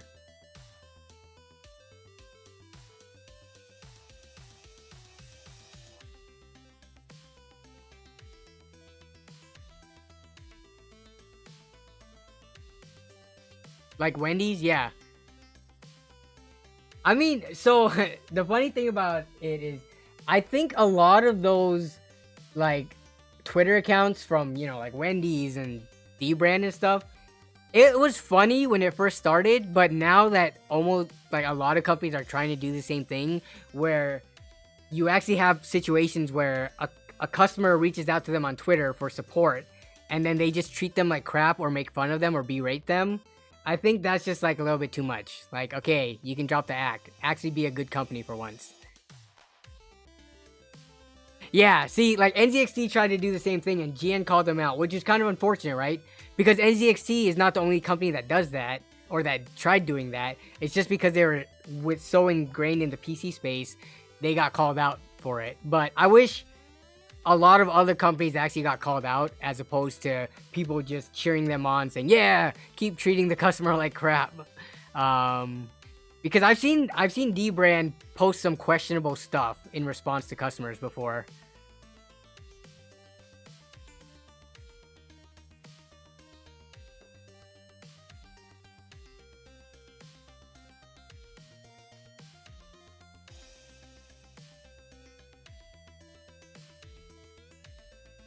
D-Brand equal D-Bags. I don't understand how that became a thing where trying to be an edgy meme lord that's a complete dick became like a well-loved thing.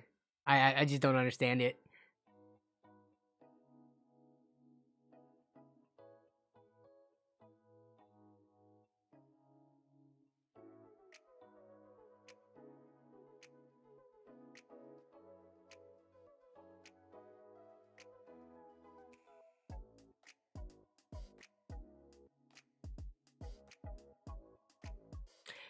Felix Escamilla says, I have a 3070 Aorus Master and I have the money to buy the 4070. It's worth the change. Ha ha ha ha. Help.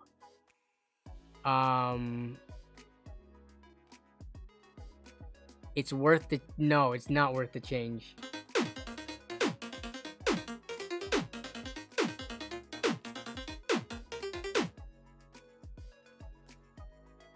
Emmanuel is asking, what's a good Ryzen 5800 X3D? Aren't those like 2 something right now? 5800 X3D. What is? I thought those saw a pretty significant price drop recently, down to 286. What are they going for on Amazon and Newegg? Micro Center's got them for 300. Are they not Newegg? What the heck? How's Newegg not one of the top offerings?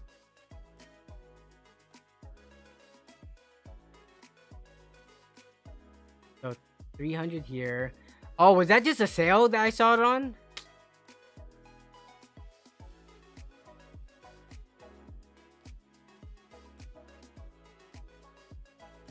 Yeah, if you want like the best gaming CPU for it, I mean, you'll be fine with like a 5700X or a 5800X as well. But I mean, if you're gonna get a 4070, you could use the 5800 X3D for this and potentially the next upgrade too.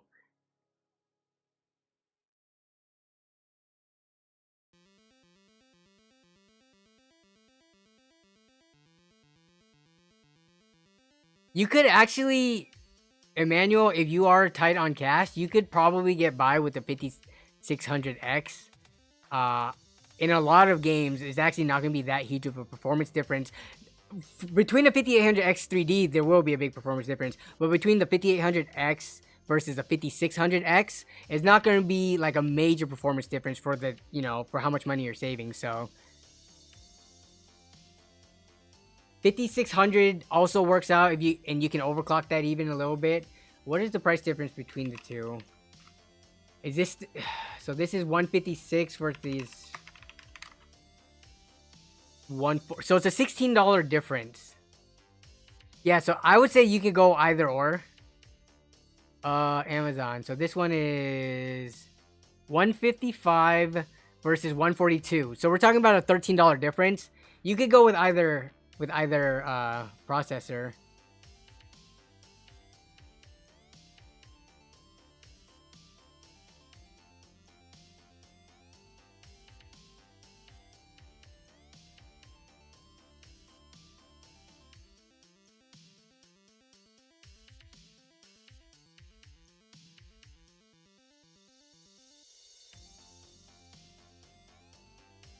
All right, we are 2 hours, about a little over 2 hours in the stream.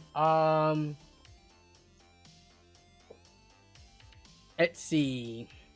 I'm just gonna chill and chat for the last part of it, as always.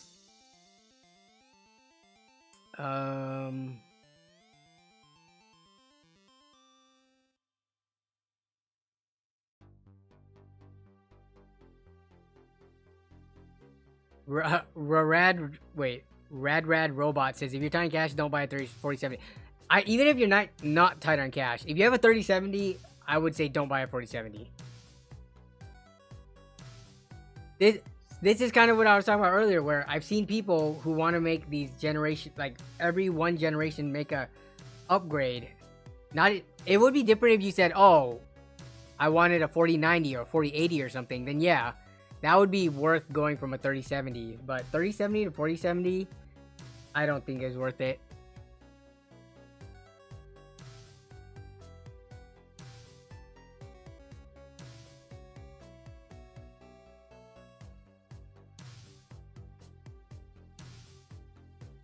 Rclad 2000 is saying, I'm seeking a computer case recommendation. I'd like a case with 1 to 2, 4, 5 1/4 DVD, basically the DVD CD drives, bays. That's hard. I think when most people make case recommendations with like 5 1/4 drive bays, they typically have to recommend older cases that they were very fond of or that was popular for the time. But if you want like modern cases that came out recently, that is hard to find. Yeah, like if we were to go to PC case, computer cases, computer cases, and we just went with sure, because they do have a filter over here. 5 1/4, and you want 2 of them. So let's look at what pops up. What the heck? 2 5 1/4 bays. Why did the fractal design pop up? Is this mislabeled? Or am I misinterpreting what a 5 1/4 capable case is? Like, can you fit it somewhere else in this case? Yeah, there's no way, right? To make it usable, there's no cutouts in the front mesh. Even if you fit it in the front, you would need, unless it's somehow, there's no way it can fit in the bottom. And can you take this thing off in the bottom? It's hidden behind the bottom cover? Oh, okay. And then you'd have to move this drive bay. Yeah, so we're talking about this right here?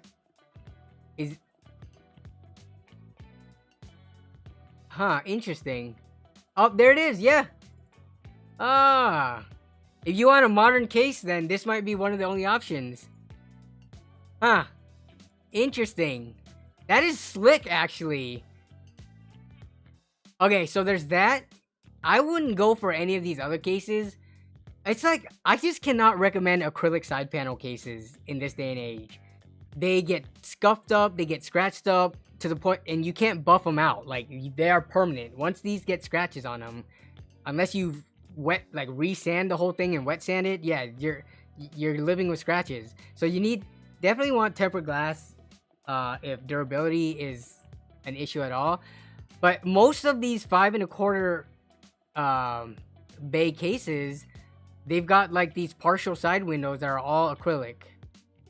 Yeah, even the Pop Mini has that apparently, so that's cool. Yeah, that is very cool. I wonder if how many people are actually gonna run these cases with this though?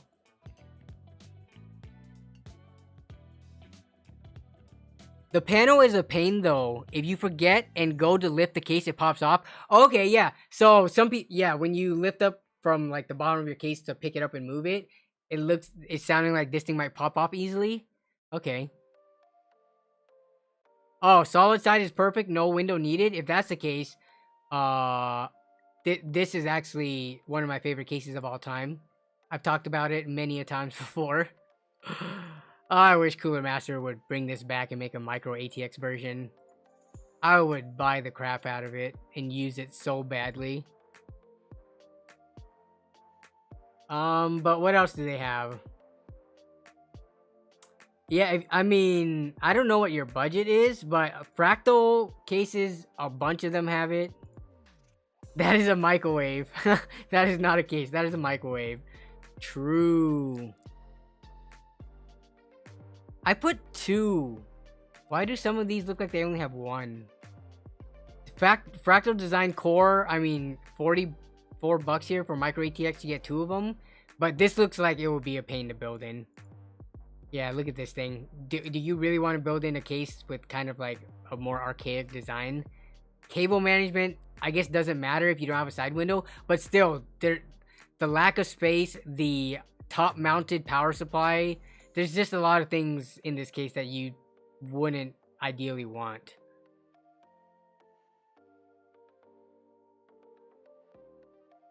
Be Quiet Pure Base, you're saying? Pure Base 600? Oops, I spelled pure wrong. Pure Base 500, Pure Base 600. Is that gonna pop up? Pure Base 600, here we go. There's 2. 100 and... Okay. $136. Pure Base 600 or $90. Yeah, that's rough. I don't know.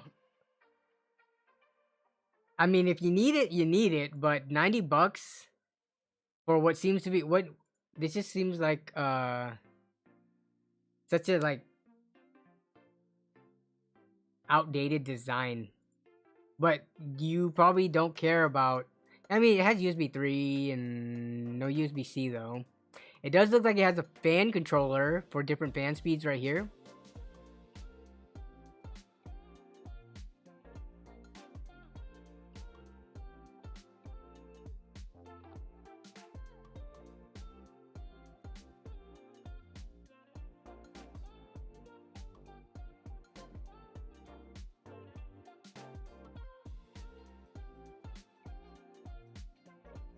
Yeah, this does have all the sound dampening for like the closed off panels.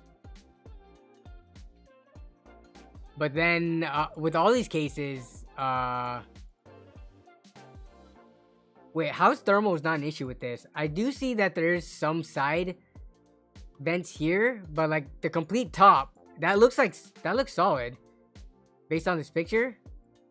Yeah, like the complete top with very tiny slits in it, so you're only working with really a rear exhaust fan and the front here, but you might not be using this for like heavy gaming or something.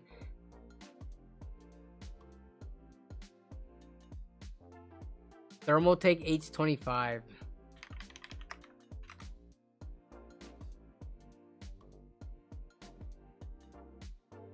Wait, H25? Why did this not... What the heck is going on with Newegg right now? It's show... Okay, for some reason the 5 is hidden, but I did type in H25 and there is no H25 popping up.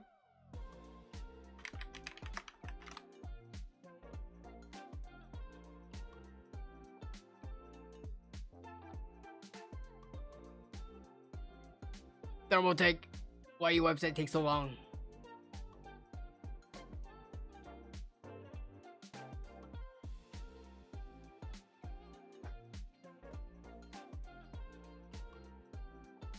Ah, look at this. Plenty of drive cages, plenty of, yeah, but like I said, if you're looking for a lot of cases like this, you have way more options for older cases, but then you get an older case, which when cases, just like hardware, when they're kind of like, when they stop being produced, their prices go up. Third-party sellers, they jack the price up.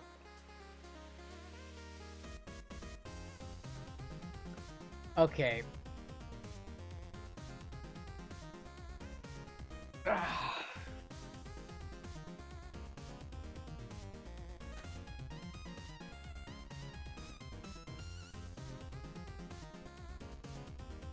I'd like to sell his core 10.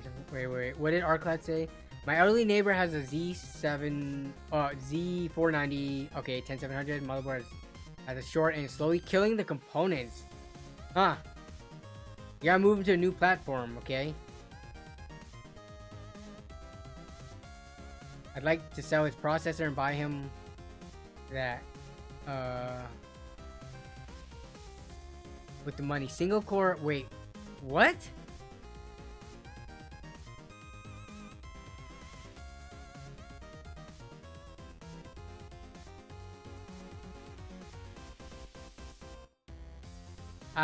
Hey, Death Tech.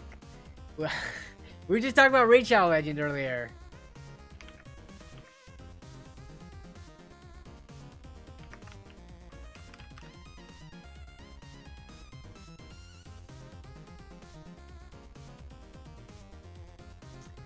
So what I don't get is what R-Clad is talking about. Not R-Clad. Why do I keep on saying that? R-Cold.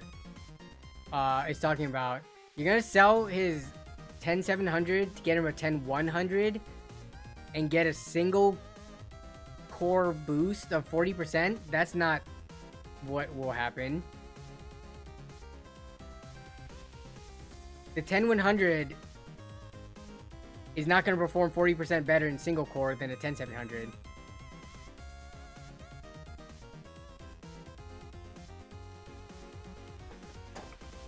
Yeah, if I ever did a Raid Shadow Legends, if I did Raid Shadow Legends things, I would have to ask for screen recordings from Death Tech's account.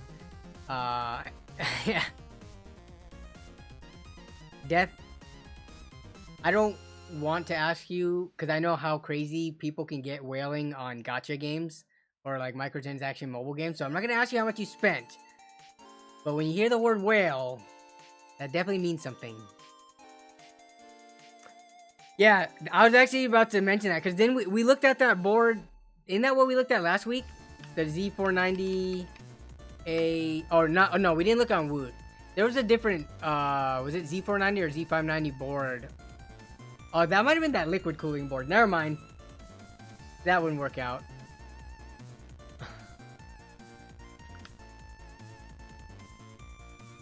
Yeah, I don't know if...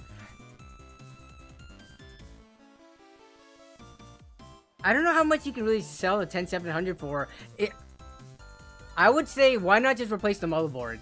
If you can find a motherboard for like 60... Anywhere from like 40 to 70 bucks... whether it be used or new, I would feel like that's the play. I would not downgrade. It's not even a downgrade because you're going 3 generations to an i3. It's just, I don't know. It is less of a hassle to just replace the motherboard, I feel.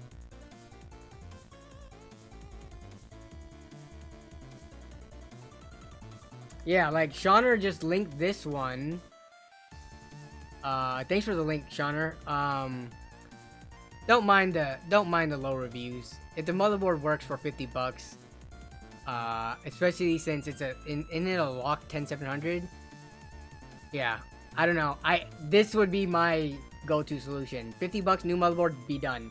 Not replace the whole platform, then go through the hassle of trying to sell off the 10700 for less multi-core performance, but slightly better single-core performance. Yeah.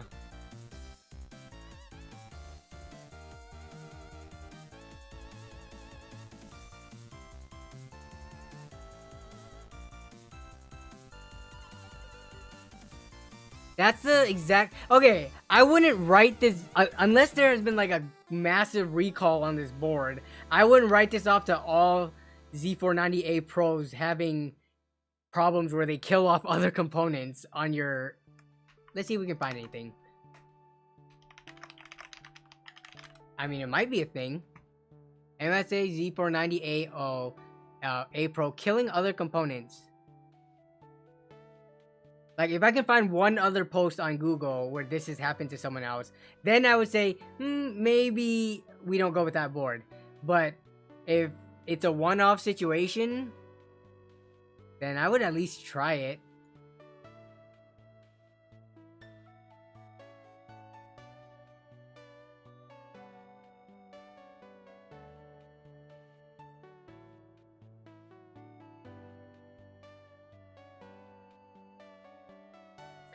Maybe he doesn't need the i7. The issue is not about if he doesn't need it. You would have to get enough money back to make the platform upgrade like equivalent. So if we go on eBay, I don't even know how much 10700s are even going for. So 10700, if I wanted to buy one right off the bat without dealing with any bidding, so if you can get 180 for it, can you even buy a 13100F and B760 motherboard for that price? You would have to throw some money on top. And that's if you can even sell it for 180. It probably won't sell for 180 because this is eBay. eBay prices are the highest. It would sell for something lower. Yeah, if you have to invest another $50 on top, you could just spend the $50 here and not change that out and not have to go through the hassle of selling the old processor. I don't know. Like, my gut instinct would be just to buy a replacement motherboard for anywhere from 40 to, I don't know, 50 to 60 bucks maybe.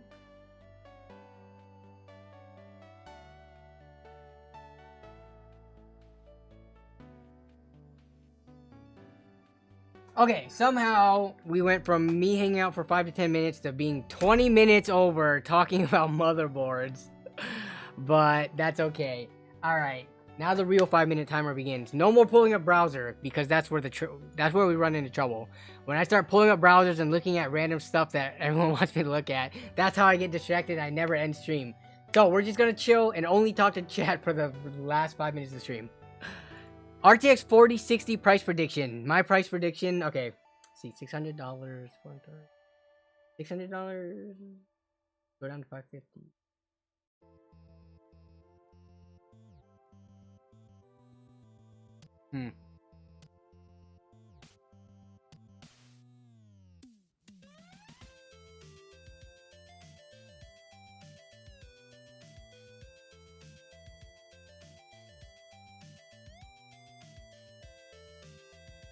$399.99.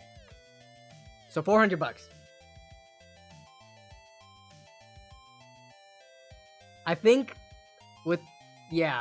I think 400, just because if we do see a price drop in the 4070s as the leaks are saying, and then they gotta fit a 4060 Ti in there and then give it a decent amount of gap so that the products don't, you know, cannibalize each other.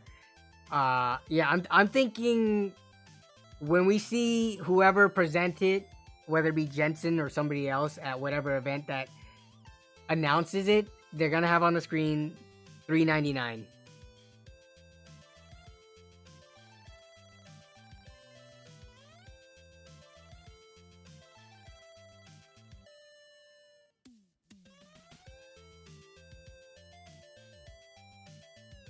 When streams only go 4 hours because of the large amount of merch messages? The WAN merch shoutouts aren't that long. I thought they were like usually pretty fast and quick. I just don't know how many. So I've never. Okay. This is the last poll of the night.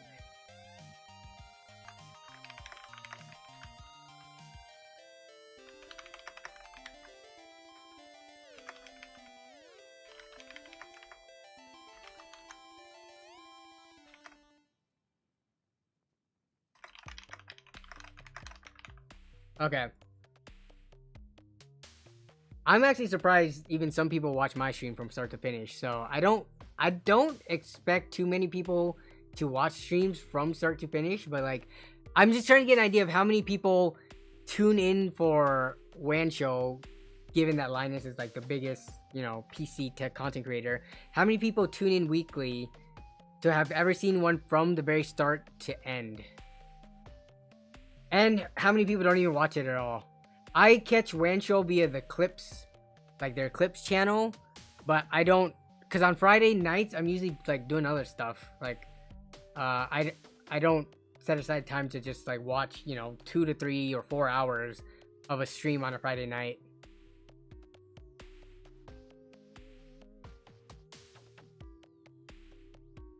Yeah, I will give Linus that, or his team that. The WAN show timestamps are ridiculous. Every WAN show, I swear, they have like 50 plus individual timestamps. Oh, it's crazy.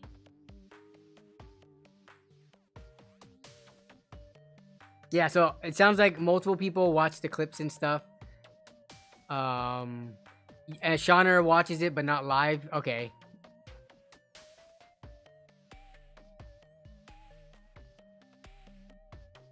Yeah, so within it, for the people who have watched the LAN show, how much merch plug do they do in it? I feel like it's not that much. And if it is, it's not like they spend like a ton of time per plug. It might be a lot of plugs, but they're like quick short plugs, right?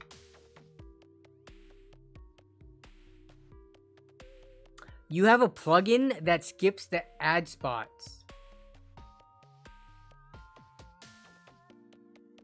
Huh. How does that plugin work?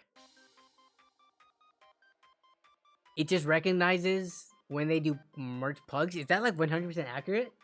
Is this like some like, is that AI integrated into that to figure that out? I swear some merge plugs, if you transition it smoothly enough, you wouldn't like a browser extension wouldn't be able to pick up on that.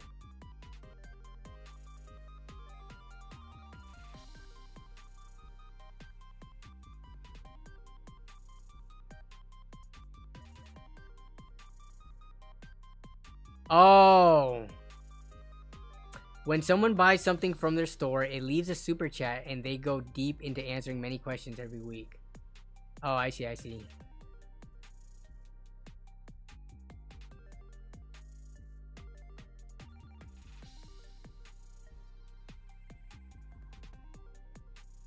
Got it, okay.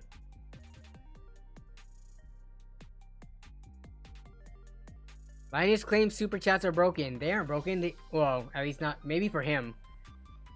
Super chat for me worked fine tonight.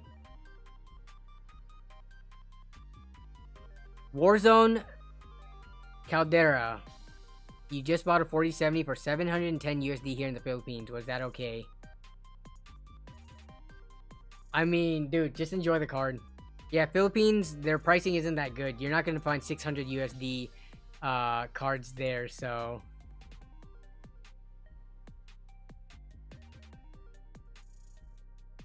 Oh, so sponsor block for YouTube. Skip sponsorships. Subscription begging. Subscription begging? Man, these people really don't want YouTubers to make money. Report sponsors on videos you watch to save... Oh, is this like a community-driven thing? This sponsor block? So someone has to manually go through and like provide when it is for videos? This is interesting. Okay. Cav just super chatted 279 Canadian, it looks like. And it worked just fine. So yeah, thank you for testing our theory of super chats not being broken, at least for my channel. But yeah, so it's the sponsor block. This is so funny. Skip sponsorships, subscription begging, and more on YouTube videos. Report sponsors on videos you watch to save others time. So you report it and then it's crowdsourced. So then people can submit the start and end times. And if you're someone as big as Linus with that big of an audience, yeah, people are probably definitely reporting to this extension so that they can skip the segments. Very interesting.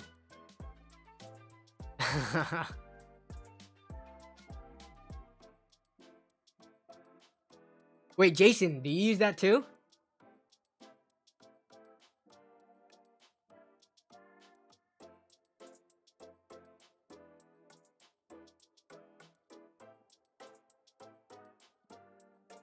Okay. You know I have a bad memory, Jason. 9 months. You know how many things I'm told by people? Like, for everything. You probably did tell me. I have a horrible memory.